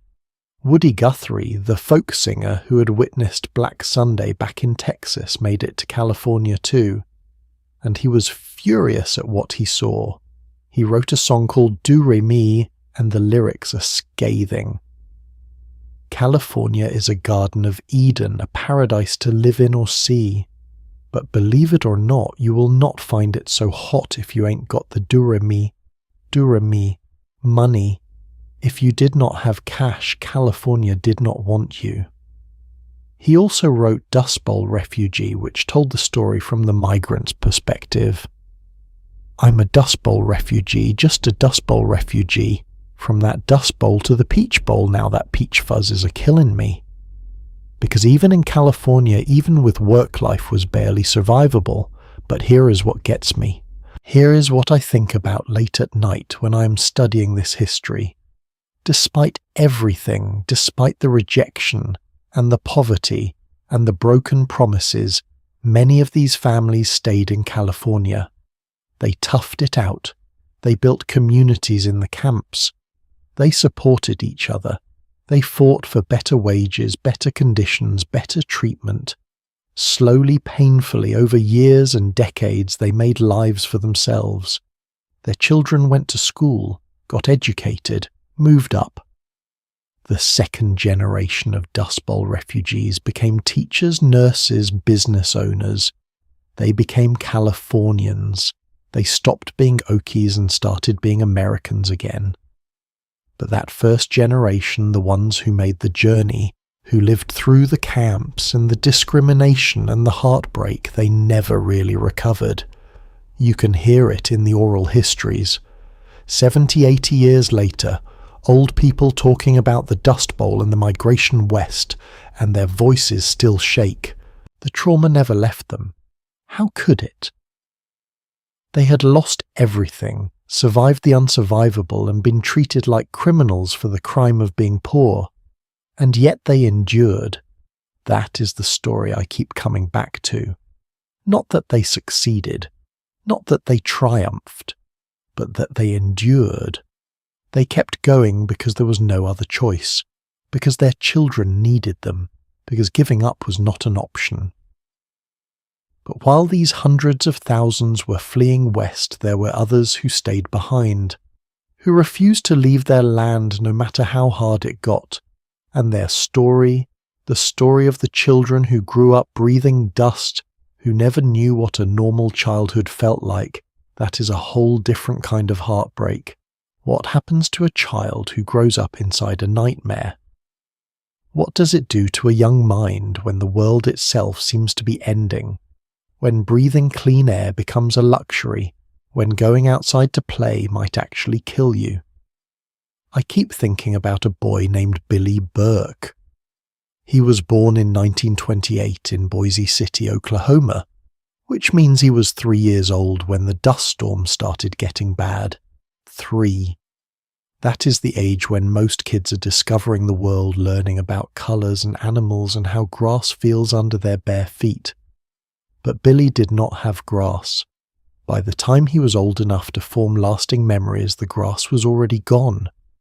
In an interview he gave in the 1990s when he was an old man, Billy talked about his childhood, and he said something that absolutely haunts me. He said, "I thought the sky was supposed to be brown. I thought that was normal. When I was maybe 7 or 8, we had a really clear day after a rain, and the sky was blue. Bright blue, and I asked my mother what was wrong with it, what was wrong with the sky. because I had never seen blue sky before, not that I could remember. Think about that for a second. A child who did not know what colour the sky was supposed to be. This was the reality for thousands of children growing up in the Dust Bowl. They were not just witnessing a disaster, they were being shaped by it. Their entire understanding of what the world was, what it could be, was formed in the darkness and the dust. School became almost impossible to maintain in the worst-hit areas. Teachers would try. They would show up every morning, ring the bell, open the doors, but on bad days nobody came. Parents could not risk sending their children outside when the air was thick enough to choke on. And even when kids did make it to school, learning was a challenge. There is this account from a teacher in Guyman, Oklahoma named Ruth Nell Hancock. She described trying to teach during a dust storm. She said she would light all the lanterns in the classroom just so the children could see the chalkboard.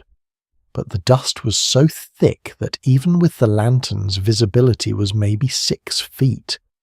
Kids in the back of the room literally could not see what she was writing, and the dust got everywhere. She talked about how she would try to do a geography lesson with maps, but the maps would get so coated in dust that you could not read them anymore. The pages of books would stick together. Chalk would not write on the board because the board was gritty with dirt. She said some days she would just give up on formal lessons and instead tell stories. Anything to keep the children calm and distracted from the sound of the wind howling outside and the dirt seeping through every crack. But the physical challenges of education were nothing compared to the emotional toll on these kids. They were growing up in an environment of constant fear and scarcity. Many of them were hungry, not just a little hungry, seriously chronically malnourished. When your family has no money and no crops, meals become very basic very fast. Cornmeal mush for breakfast, thin soup for dinner, maybe some beans if you were lucky, day after day after day. Malnutrition stunts growth. It affects brain development. It makes children more susceptible to disease, and in the Dust Bowl disease was everywhere. We've already talked about dust pneumonia, but there were other illnesses too. Measles swept through communities with devastating effect because malnourished children could not fight it off. Whooping cough, scarlet fever. Things that might have been survivable in better times became death sentences in the Dust Bowl. There is a cemetery in Boise City that tells the story more powerfully than any statistics could. Row after row of small headstones. Children who died between 1932 and 1938. Most of them under the age of 5. The inscriptions are heartbreaking. Our angel taken too soon. Sleeping in Jesus. Gone but not forgotten. Each one represents a family destroyed by grief, a mother who had to bury her baby, a father who had to dig the grave himself because there was no money for a proper funeral. And the children who survived, they carried trauma that lasted their entire lives. There was a woman named Wanda Eaton, who was 8 years old during the worst of the Dust Bowl. She later recalled having nightmares about suffocating, not just during childhood, her whole life. She would wake up in the middle of the night gasping, convinced she could not breathe. Her husband would have to calm her down, remind her she was safe, that there was no dust storm, that the air was clean, but the fear never left her.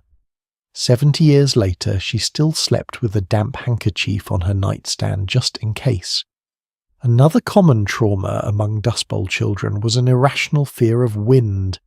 Even gentle breezes would make them anxious, because wind meant dust, wind meant danger, wind meant another day of darkness and fear. There are accounts of children in the 1940s and 50s, years after the Dust Bowl had ended, who would refuse to go outside if it was windy, who would cry and hide under beds when a storm was approaching. The association between wind and terror was hardwired into them. But you know what strikes me most about these children? Their resilience. Despite everything, despite the hunger and the fear and the loss, Many of them grew into remarkable adults. They'd been forged in the hardest circumstances imaginable, and it gave them a toughness, a determination, a refusal to quit that served them for the rest of their lives. There is this wonderful oral history project that was done in the 1980s, interviewing people who had been children during the Dust Bowl, and over you hear the same themes. Yes, it was terrible. Yes, it was traumatic, but it also taught them things. It taught them not to waste anything. It taught them to be grateful for simple things like clean water and fresh air. It taught them that they could survive almost anything.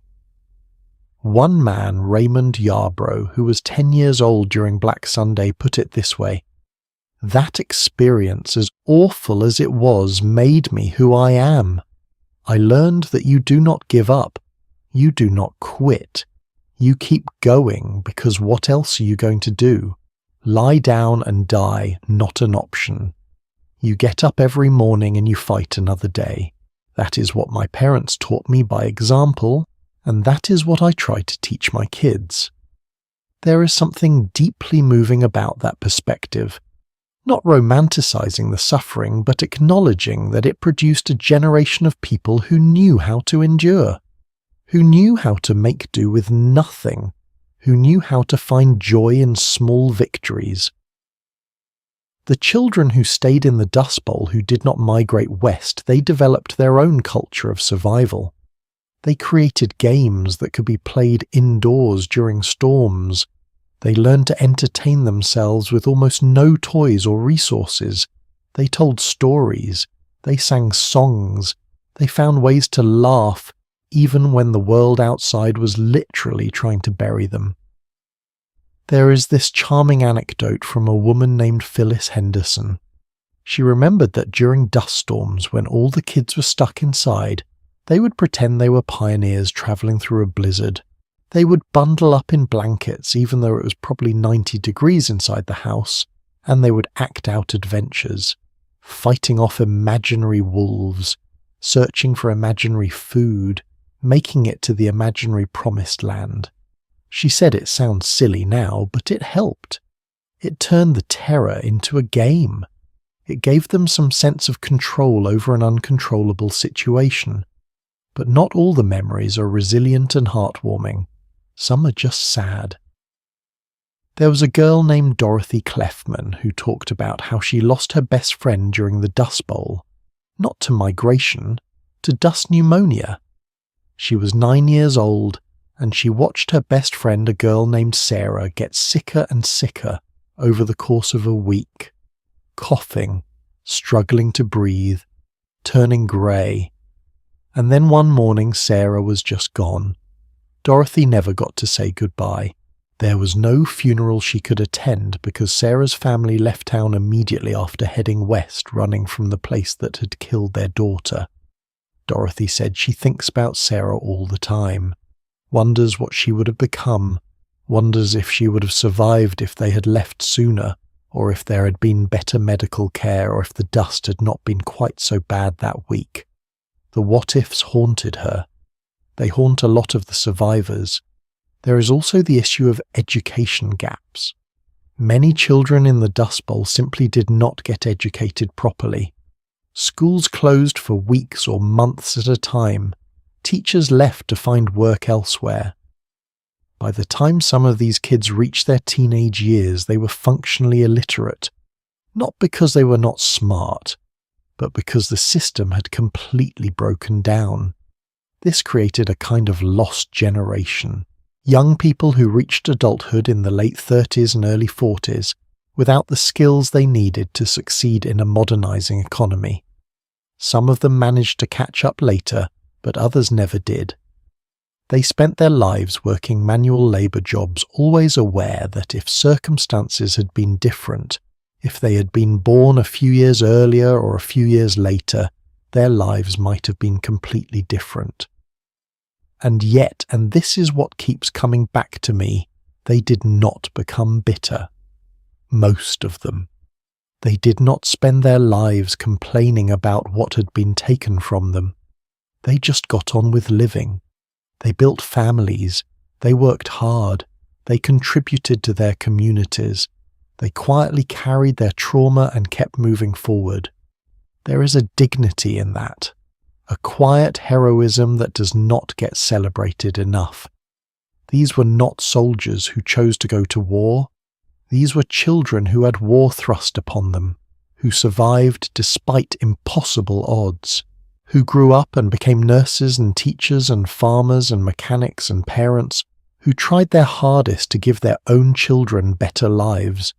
And many of them succeeded. The next generation, the children of the Dust Bowl children, they got educated. They moved to cities. They became doctors and lawyers and engineers. They broke out of poverty. And they carried with them the stories their parents told them. Stories of dust and darkness and survival. Stories that reminded them where they came from and how lucky they were to have opportunities their parents never had. But all of this resilience, all of this survival, all of this quiet heroism, it was happening against the backdrop of a government that was finally starting to pay attention. Because while families were suffering and children were growing up in hell, there were people in Washington who were beginning to understand that this was not a problem that would fix itself. This required intervention. This required bold action. This required someone to declare war on the dust itself, and that someone was about to step onto the stage with a plan that would change the Great Plains forever. When Franklin Delano Roosevelt took office on March 4th, 1933, the country was on its knees. Banks were failing. Unemployment was at 25%. People were starving, and out on the Great Plains the land itself was trying to leave. But here is the thing about Roosevelt that I think gets overlooked in a lot of history books. He did not just see the Dust Bowl as an economic problem or even an agricultural problem. He saw it as an existential threat, as evidence that humans had fundamentally broken something in the natural world, and if they did not fix it fast, the entire heartland of America might become permanently uninhabitable. That sounds dramatic, right? But consider this. By 1935, scientists were estimating that if the dust storms continued at their current rate for another 5 years, the Great Plains would be a desert.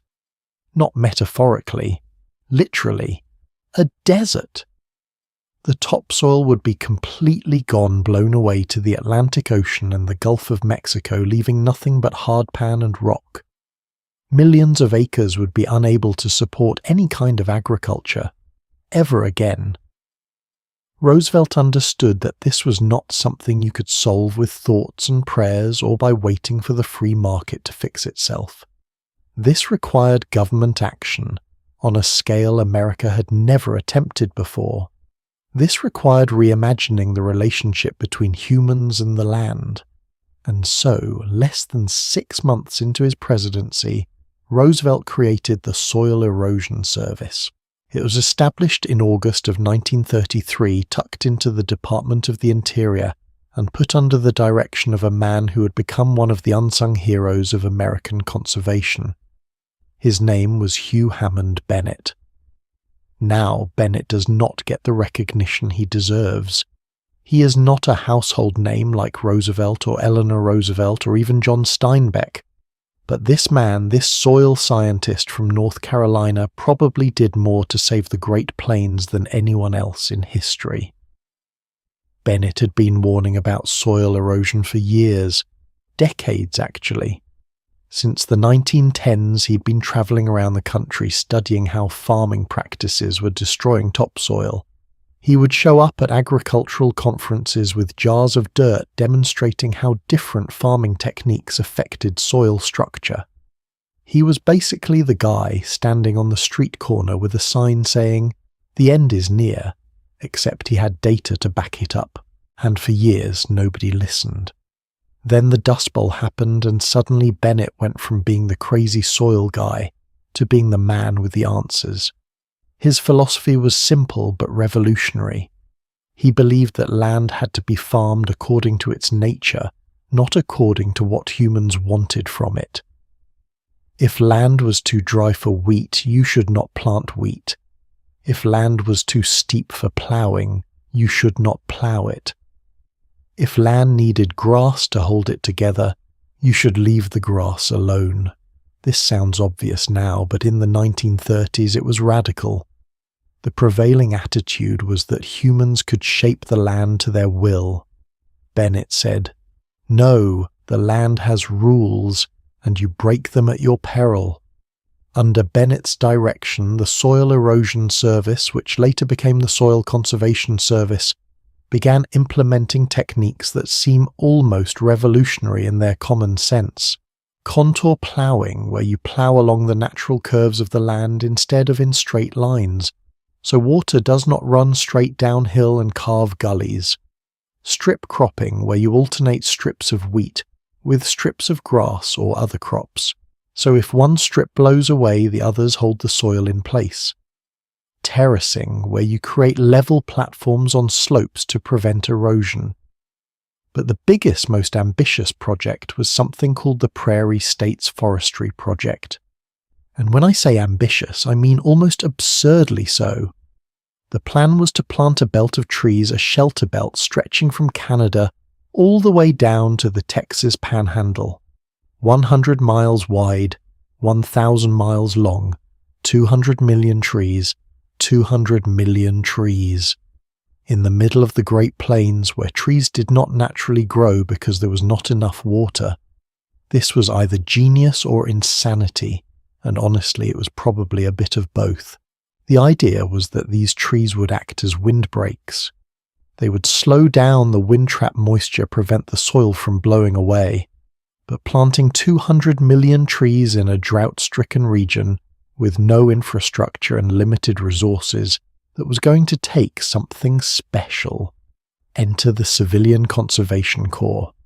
The CCC was one of Roosevelt's New Deal programs, designed to put unemployed young men to work doing conservation projects, and boy, did they have a project for them. Starting in 1934, crews of young men, many of them from the cities with zero farming or forestry experience, were sent out to the Great Plains to plant trees. These guys were making $1 a day. 25 cents of that went to them, and 75 cents got sent home to their families.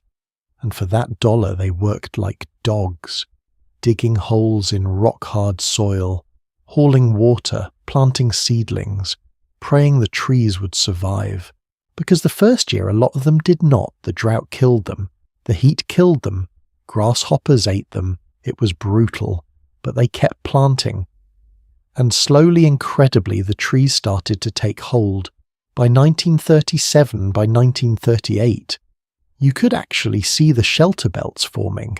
Lines of green across the brown prairie. It must have looked like a miracle to people who had not seen green in years.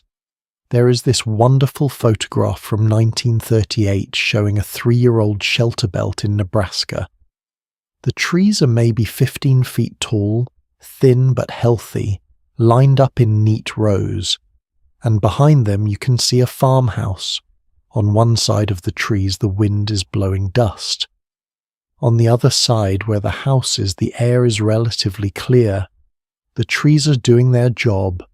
They are protecting the house, the farm, the family.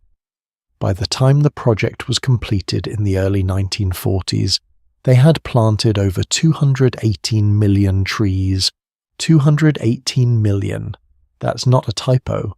And those trees, many of them, are still there today. Still doing their job.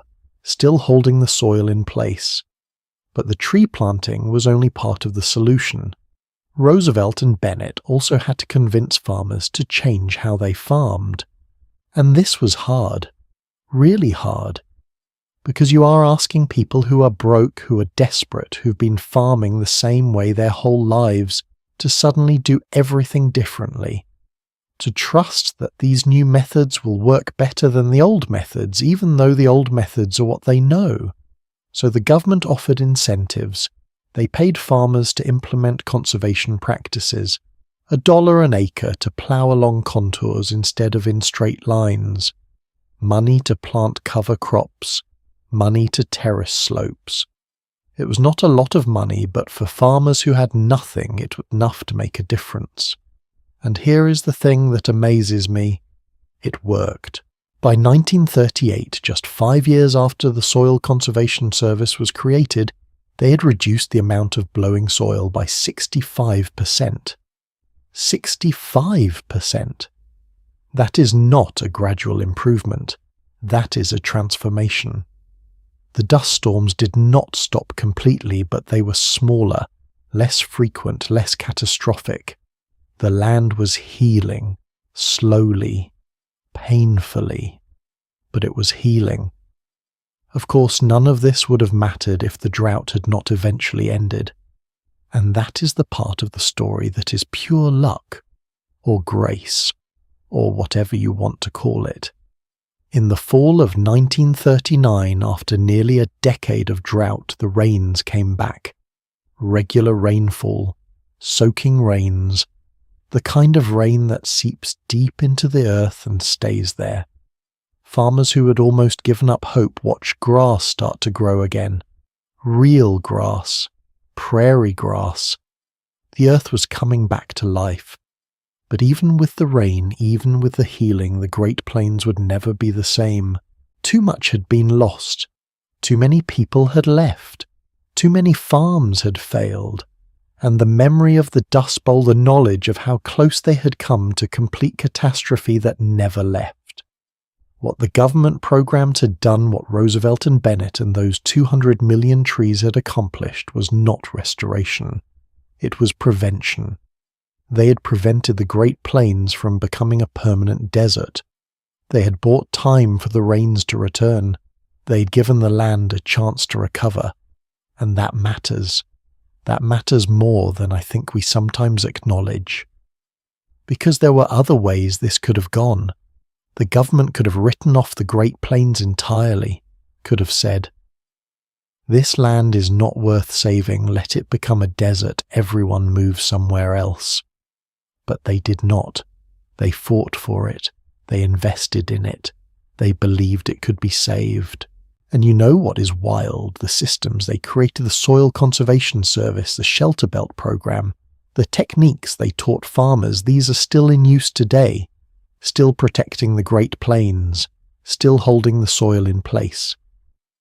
The Dust Bowl taught America a lesson about respecting the land. And for once the lesson actually stuck.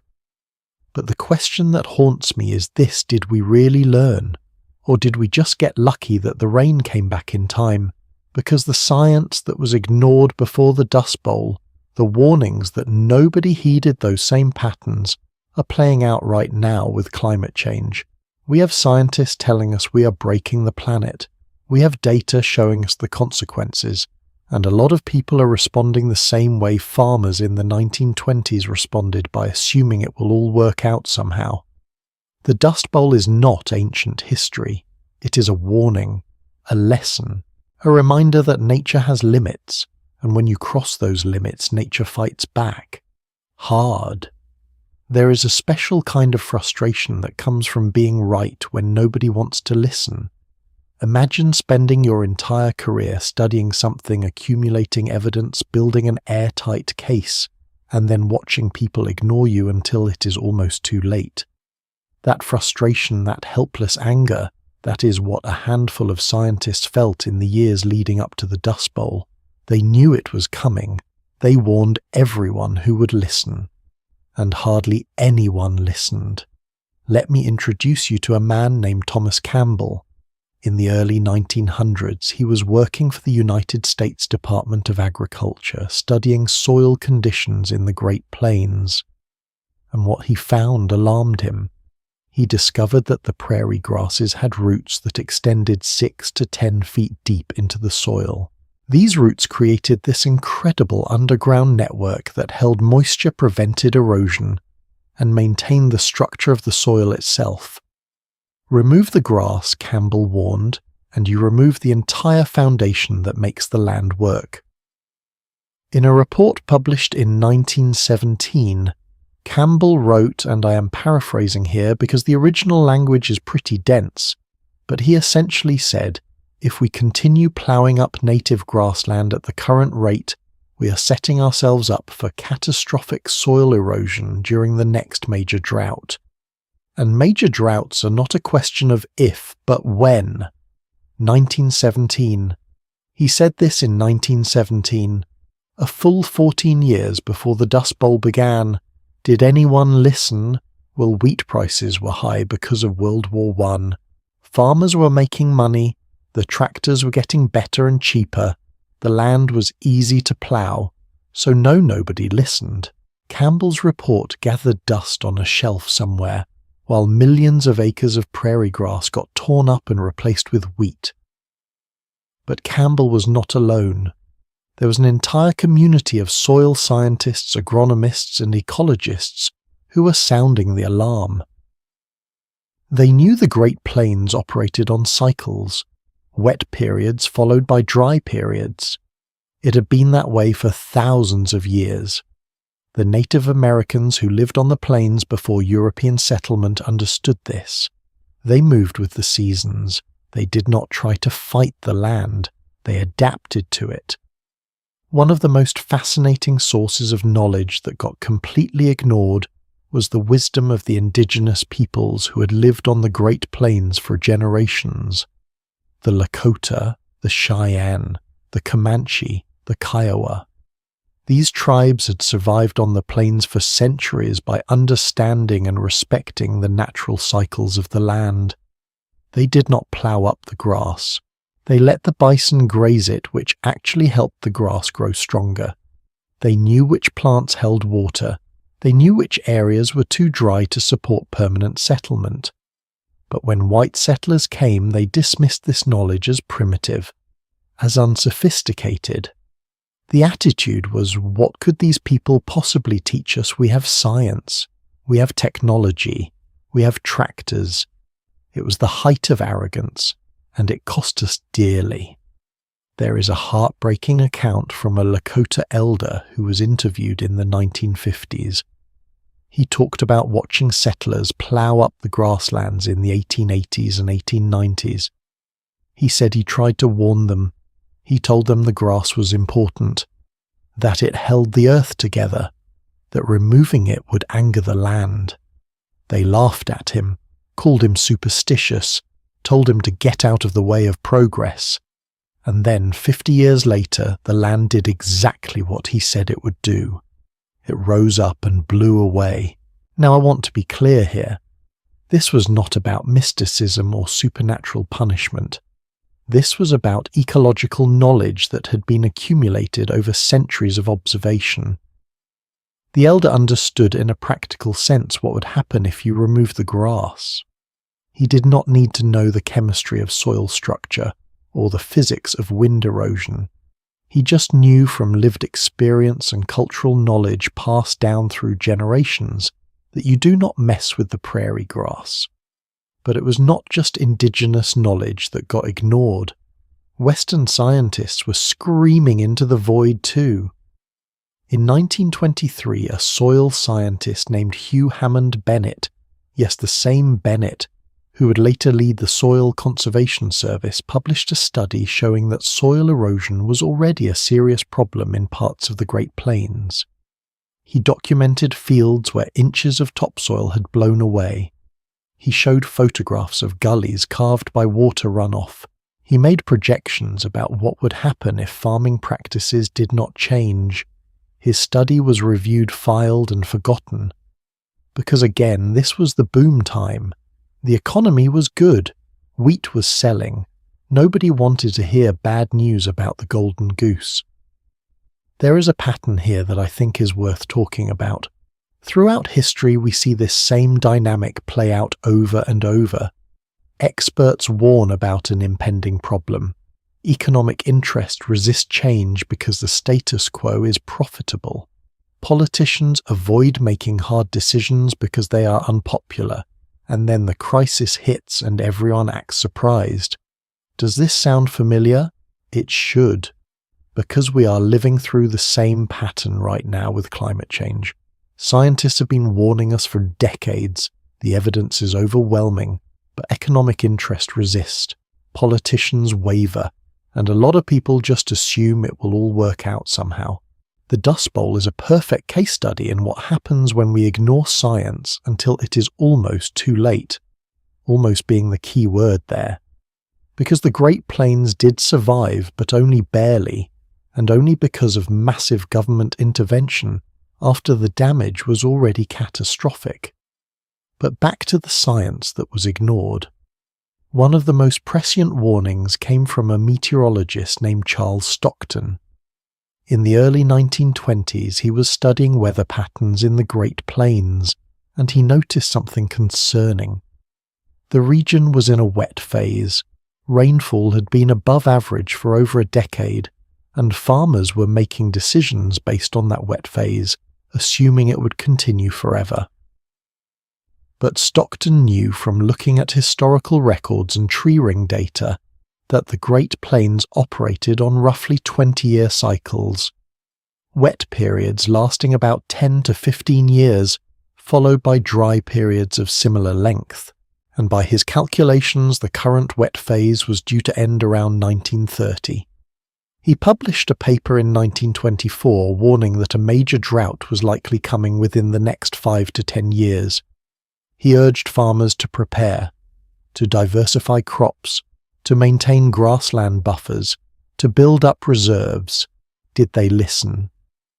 What do you think? By 1924, there were over 30 million acres of native prairie that had been ploughed up in just the previous 5 years. The great plough-up was accelerating, not slowing down. Stockton's warnings were published in academic journals that almost no farmers read, and even the agricultural extension agents, the people whose job it was to communicate scientific findings to farmers, were not taking the warnings seriously enough to sound the alarm. There is this tragic element of being able to look back and see exactly where things went wrong. We can trace the chain of ignored warnings, missed opportunities and bad decisions that led to the Dust Bowl. But at the time, to the people living through it, the future was not clear. They were operating on hope, on short-term thinking, on the assumption that good times would continue. And honestly, can we blame them entirely? Put yourself in a farmer's shoes in 1925. You have got a family to feed. You have got debt to pay. Wheat prices are good. The rains have been decent. Some scientist you've never heard of is publishing papers in journals you do not read warning about a drought that might happen sometime in the future. Meanwhile, your neighbour just bought a new tractor and ploughed up another 100 acres and he is making bank. What are you going to do? Listen to the doom and gloom academic or follow the money? This is the insidious thing about preventable disasters. Prevention requires short-term sacrifice for long-term benefit. And humans, we are really bad at that calculation. We are wired to respond to immediate threats and immediate rewards. A drought that might happen 5 years from now that is not real enough to motivate change, even when the scientists are absolutely right. There is also the issue of cognitive dissonance. When you have spent years, maybe decades, farming a certain way, when your father farmed that way, and his father before him, it is psychologically difficult to accept that your entire approach is fundamentally flawed. It is easier to dismiss the warnings, to find reasons why the science does not apply to your specific situation, to tell yourself that your land is different, your methods are better, that you will be the exception. I think about this a lot in the context of modern environmental issues. How many people right now are engaging in the same kind of denial that Dust Bowl farmers engaged in? How many of us are dismissing scientific warnings because accepting them would require uncomfortable changes to our lifestyles? But here is the thing that gives me some hope. Eventually, the scientists were listened to. It took a catastrophe to make it happen, but Hugh Hammond Bennett and his colleagues finally got the resources and the authority to implement their solutions, and those solutions worked. The Great Plains were saved in large part because of the science that had been developed in the years before the crisis. So the knowledge was there, the expertise was there. It just took political will and public pressure born from suffering to actually put that knowledge into action. There is a moment that really crystallizes this for me. In 1935, Hugh Hammond Bennett was testifying before Congress, trying to get funding for soil conservation programs, and he was not making much headway. Congressmen were skeptical. They did not want to spend money on what they saw as an agricultural problem in a faraway part of the country. But Bennett had done his homework. He'd been tracking a major dust storm that was moving east, and he timed his testimony perfectly. Right in the middle of his presentation, the dust storm hit Washington. The sky outside the Capitol building turned brown. Dust started seeping in through the windows, and Bennett, with perfect dramatic timing, pointed outside and said, "Gentlemen, that is what I am talking about." Congress approved his funding request that day. Sometimes people need to see the monster before they will fight it. The scientist had been describing the monster for years, but it was not until the monster showed up on the Capitol steps that anyone took it seriously. And that is the tragedy and the lesson of the ignored science before the Dust Bowl. The knowledge existed, the warnings were given, but knowledge without action is just words on a page, and action, it seems, requires crisis.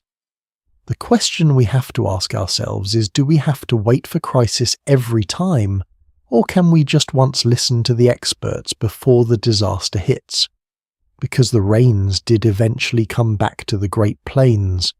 The soil started to recover. The government program started to work. But none of that had to happen the way it did.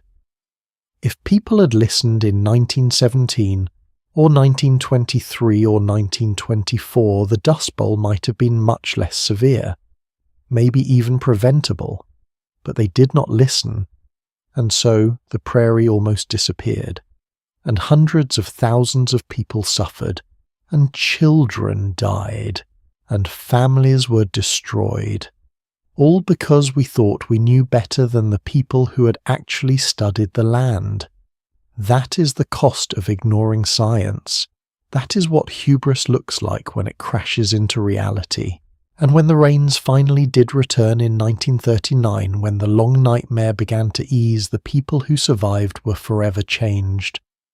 They had learned the hard way what happens when you break the rules of nature.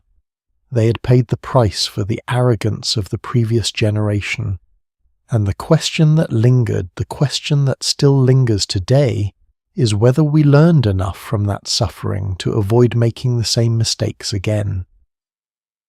There is something sacred about rain when you've not felt it in years, not the light drizzle that evaporates before it hits the ground, not the brief shower that teases and disappoints. I am talking about real rain, soaking rain, the kind that sinks into the earth and stays there, the kind that smells like hope. For the people of the Great Plains, real rain stopped coming in 1931.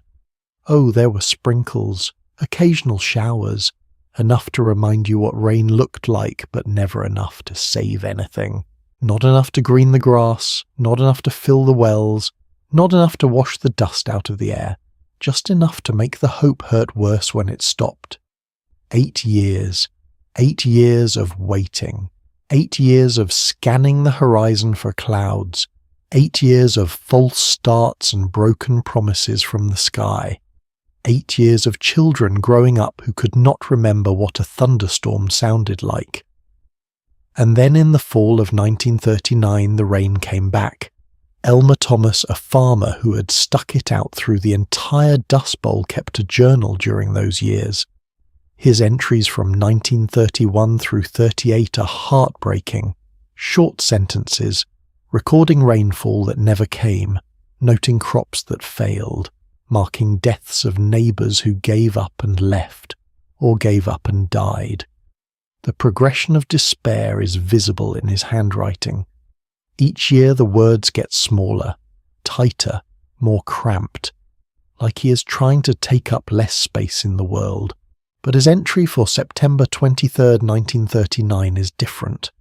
The handwriting opens up, gets bigger, almost messy with emotion. He wrote, Rain. Real rain. Been falling since dawn. Ground soaking it up like a sponge. Stood in it for an hour, didn't even care I was getting wet. Think I forgot what wet felt like. Wife thought I'd gone crazy standing in yard in the rain. Maybe I have. But it's the good kind of crazy. The alive kind. Think about that. A grown man, a hardened farmer who had survived almost a decade of hell standing in his yard in the rain crying. Not from sadness, from relief so profound it breaks you open. But the rain returning was not a single moment. It was not like someone flipped a switch and suddenly everything was green again. It was gradual, uncertain, tentative, like nature was testing to see if it was safe to come back. The first rains came in late summer of 1939 after the conservation programs had been in place for a few years.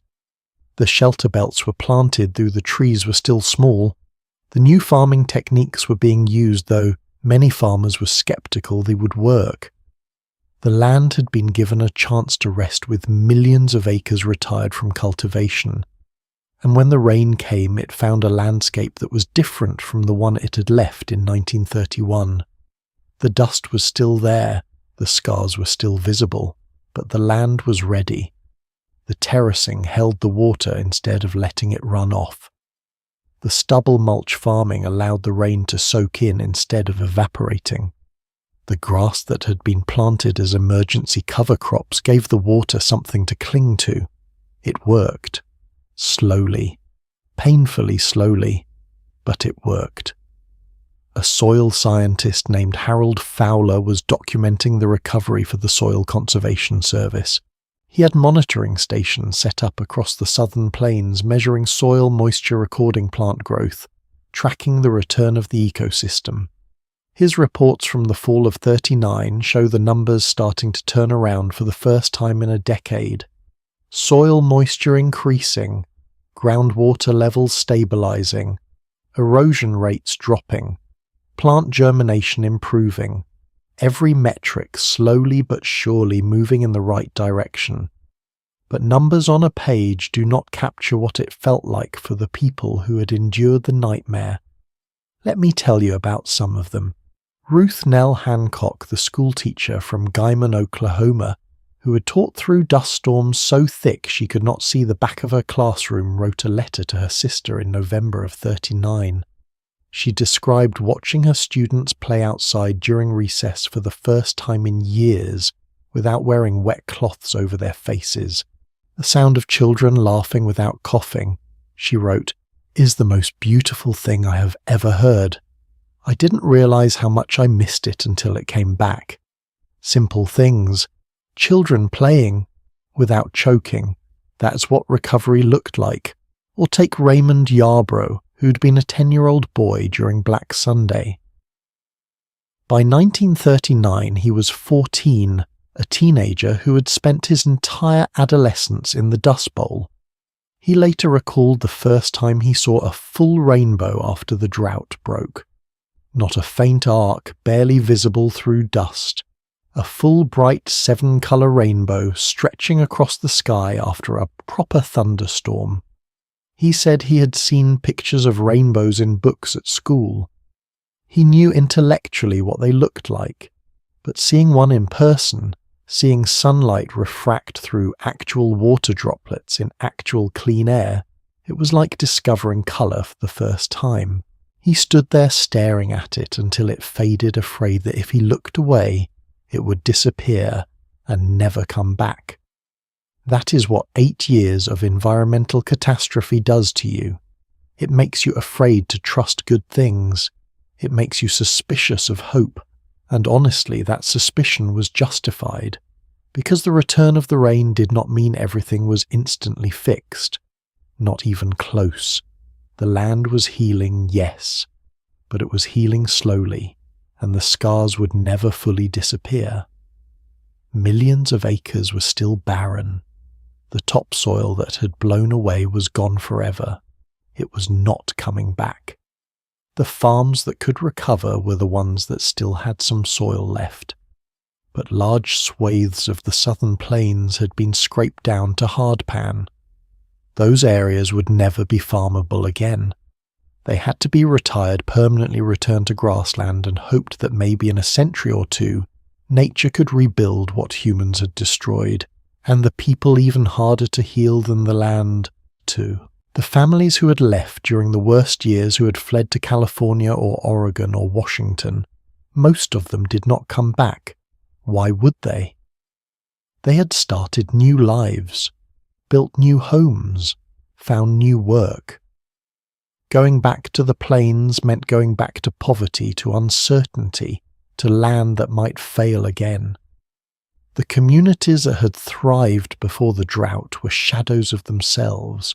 Towns that had populations of thousands in 1930 now had populations of hundreds.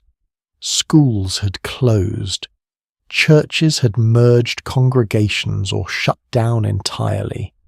Main streets were full of empty buildings that would stay empty.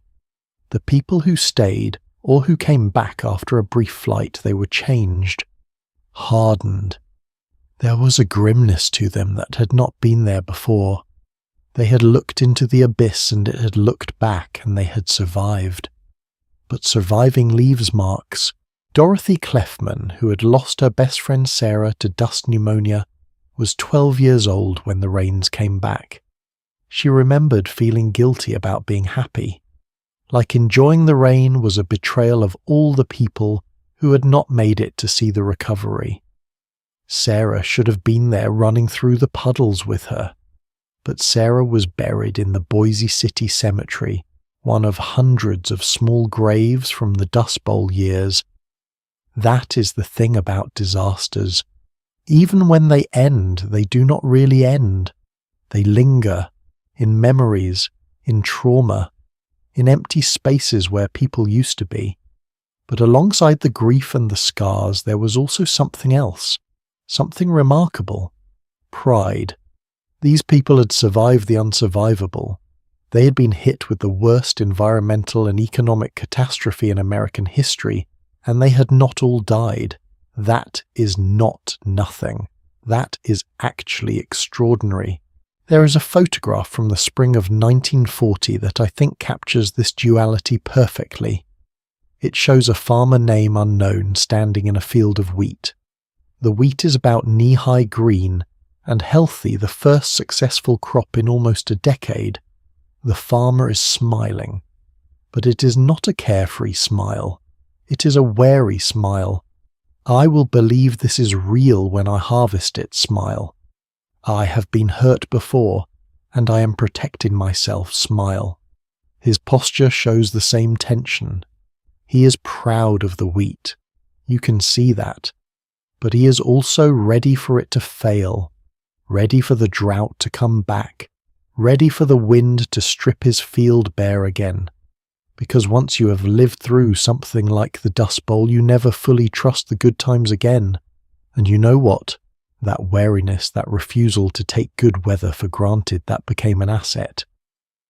The farmers who stayed in the plains after the drought were different from the farmers who had caused the Dust Bowl.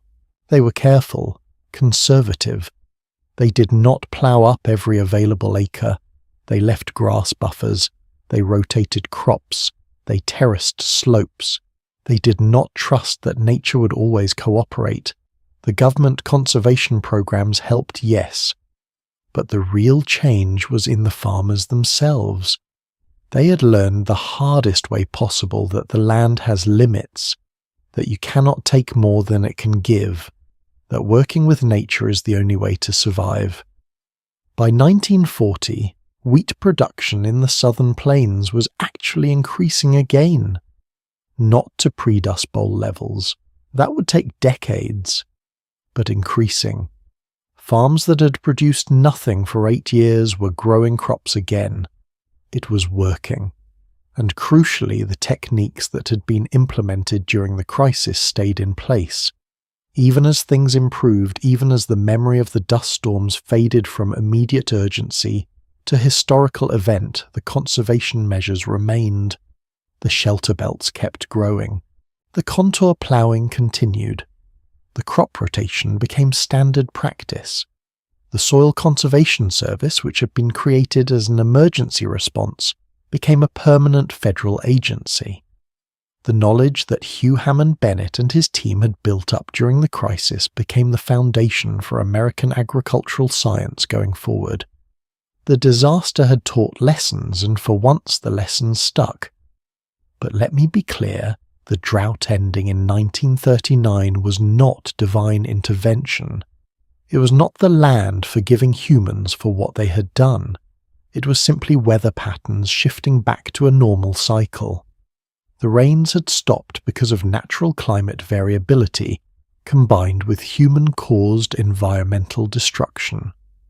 The rains came back because the climate cycle moved on, and the conservation measures gave the rain something to work with when it arrived, which means it could happen again. The climate is cyclical. Droughts come and go. The Great Plains will experience another major drought someday. That is just meteorological fact. The question is, will the next drought become another Dust Bowl, or will the lessons of the 1930s prevent that? As I write this, we do not know the answer yet. The Great Plains experienced severe droughts in the 1950s, the 1970s, and again in the 2000s, and each time there were dust storms, each time farmers struggled. But none of those droughts became another Dust Bowl. The conservation measures held. The shelter belts worked. The careful farming practices prevented total catastrophe. So far. But climate change is making the calculations more complex. Temperatures are rising. Rainfall patterns are shifting. The old models of what is normal weather might not apply anymore. And if a drought hits that is worse than anything the plains have experienced, will the conservation measures be enough? That is the question that keeps soil scientists up at night. Because the memory of 1939, the relief of the rains returning, comes with a darker subtext. The rain saved them that time, but there is no guarantee it will always come back. Nature does not owe us anything. When Elmer Thomas stood in his yard in the rain in September of 39 crying with relief, he was experiencing a miracle. But miracles by definition cannot be counted on. The only thing you can count on is being prepared, being careful, being respectful of the land and its limits. The people of the Great Plains learned that lesson in the 1930s. They learned it with dust in their lungs and grief in their hearts and farms blowing away before their eyes. They paid for that lesson with 8 years of suffering and hundreds of thousands of displaced people and communities that would never fully recover. But they learned it, and because they learned it, when the rain came back, they were ready to work with it instead of against it, ready to rebuild sustainably instead of exploiting recklessly, ready to create a future instead of just trying to recreate the past. The rain returned in 1939, and with it, slowly, painfully, hopefully, the prairie began to heal. The grass grew green again. The birds came back. Children could play outside without coughing. Farmers could plant without watching their seeds blow away. The nightmare was ending, but the memory would never fade. And maybe that is a good thing. Maybe remembering the horror is what keeps us from repeating it. The rain came back. The question is, what did we do with it? The fall of 1939 arrived on the Great Plains with a sound that people had almost forgotten. The sound of rain, real rain, not the teasing sprinkles that would evaporate before they hit the ground, not the brief showers that barely dampened the dust. This was rain that soaked into the earth, rain that fell steadily, gently, persistently, rain that whispered a promise, maybe the nightmare is over. A farmer named Elmer Thomas, who had stuck it out through the entire Dust Bowl, later described that first real rain in his journal. He said he stood in his field and let it soak him to the skin. He did not run for cover. He did not worry about getting wet. He just stood there with his face turned up to the sky, feeling water run down his cheeks, mixing with tears he did not even realize he was crying. He said it felt like forgiveness, like the land was finally forgiving them for what they had done to it. But forgiveness does not mean things go back to the way they were. The Great Plains that emerged from the Dust Bowl was fundamentally different from the Great Plains that had existed before. Millions of acres had lost their topsoil permanently. Entire communities had emptied out never to be repopulated. The native prairie grass that had covered the region for thousands of years was mostly gone, replaced by carefully managed farmland that required constant vigilance to prevent another catastrophe. And the people who remained, they were different too, harder, warier. They had looked into the abyss and survived, but they carried the scars. There is a photograph from 1940 that always gets me. It shows a family standing in front of their farmhouse somewhere in western Kansas. The parents are probably in their 40s, but they look ancient, weathered. Their faces are maps of suffering. But the children, 3 of them, are smiling.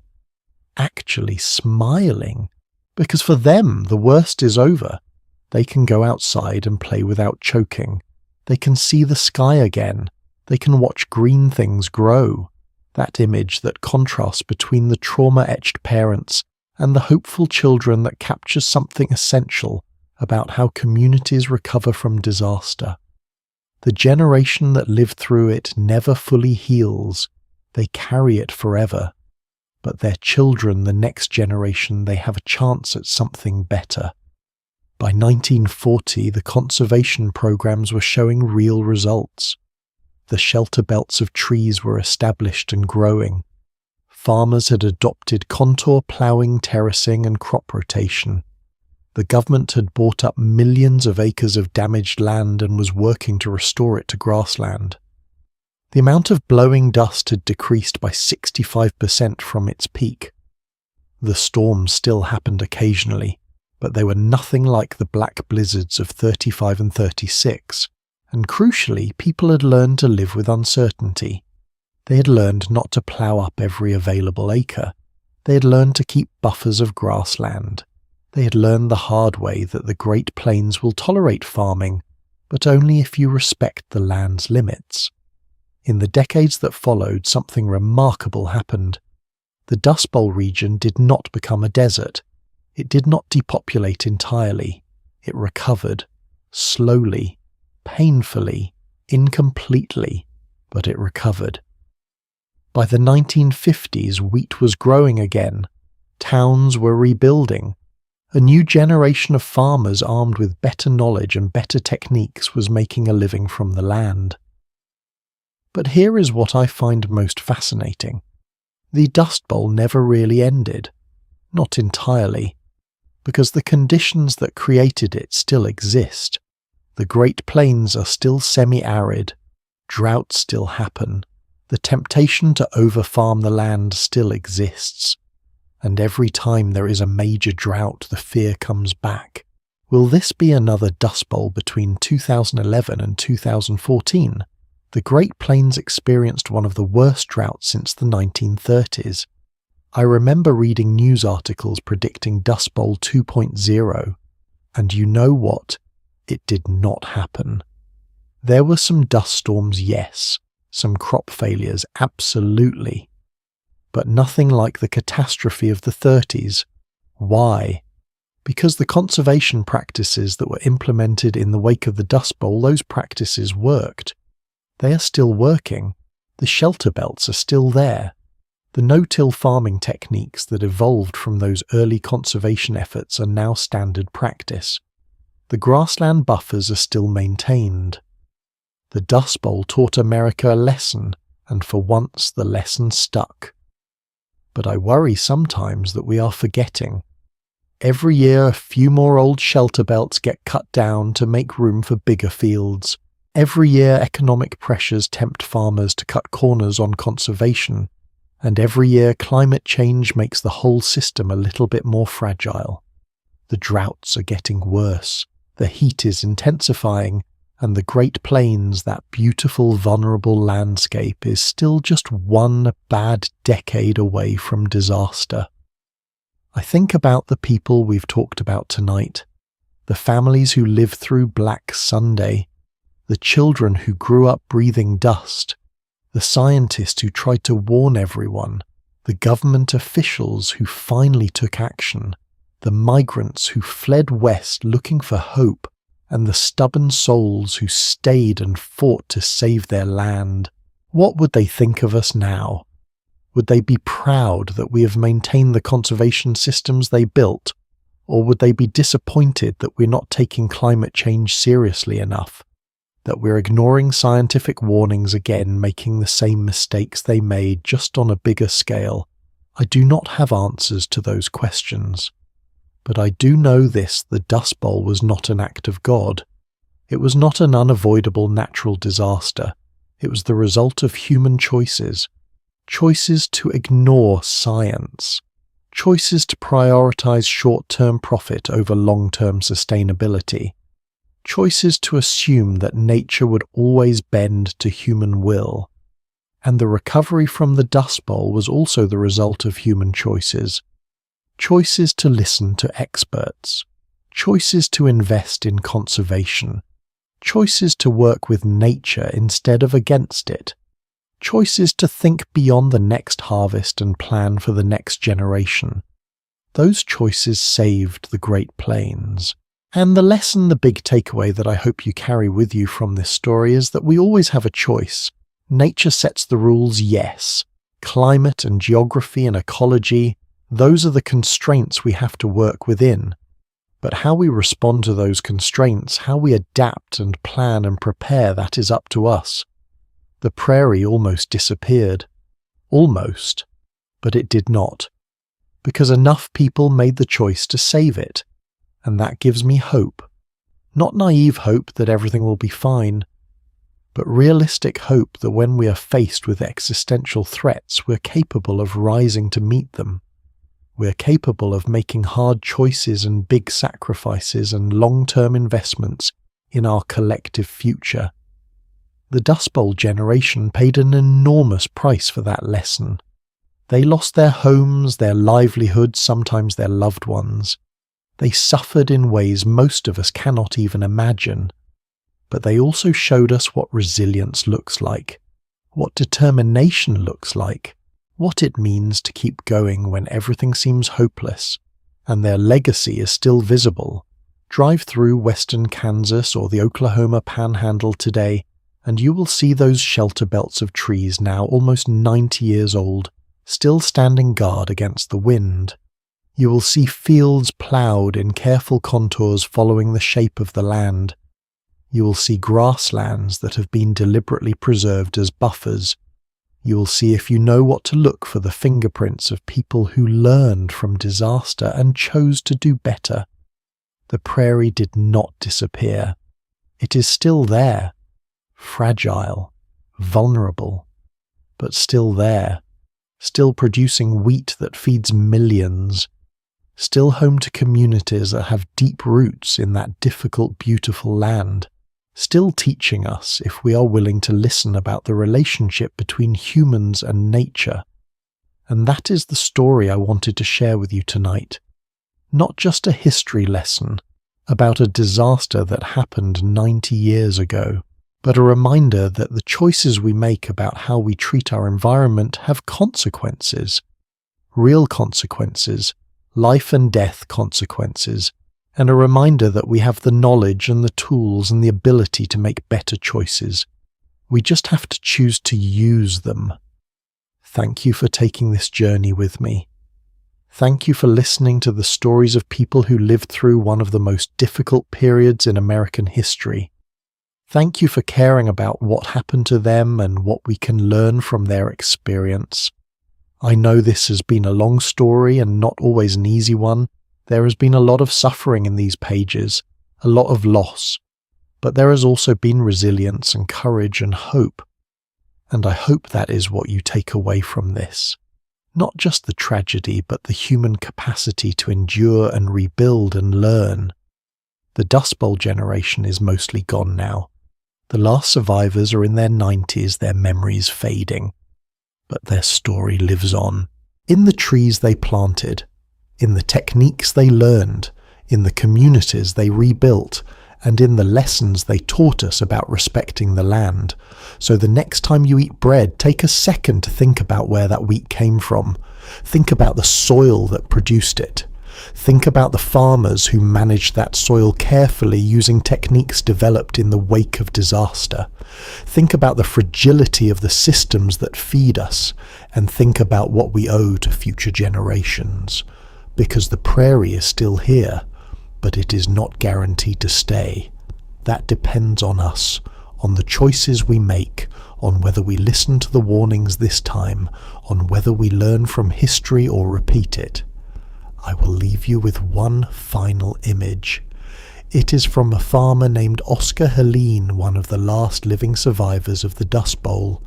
He was interviewed in 2012 at the age of 97, and the interviewer asked him what he remembered most vividly about the Dust Bowl. He thought for a long moment, and then he said, "The silence. When the dust was really bad, all the birds left. All the insects died, and it would get so quiet you could hear your own heartbeat. Like the whole world had stopped breathing. That silence, that is what haunts me, because it was the sound of a world where we did not belong anymore, where we had made ourselves unwelcome in our own home." He paused, and then he added, "But the birds came back. When the rains returned, the birds came back. And that is how I knew we had a chance. That is how I knew we could fix what we had broken. The birds came back. Remember that.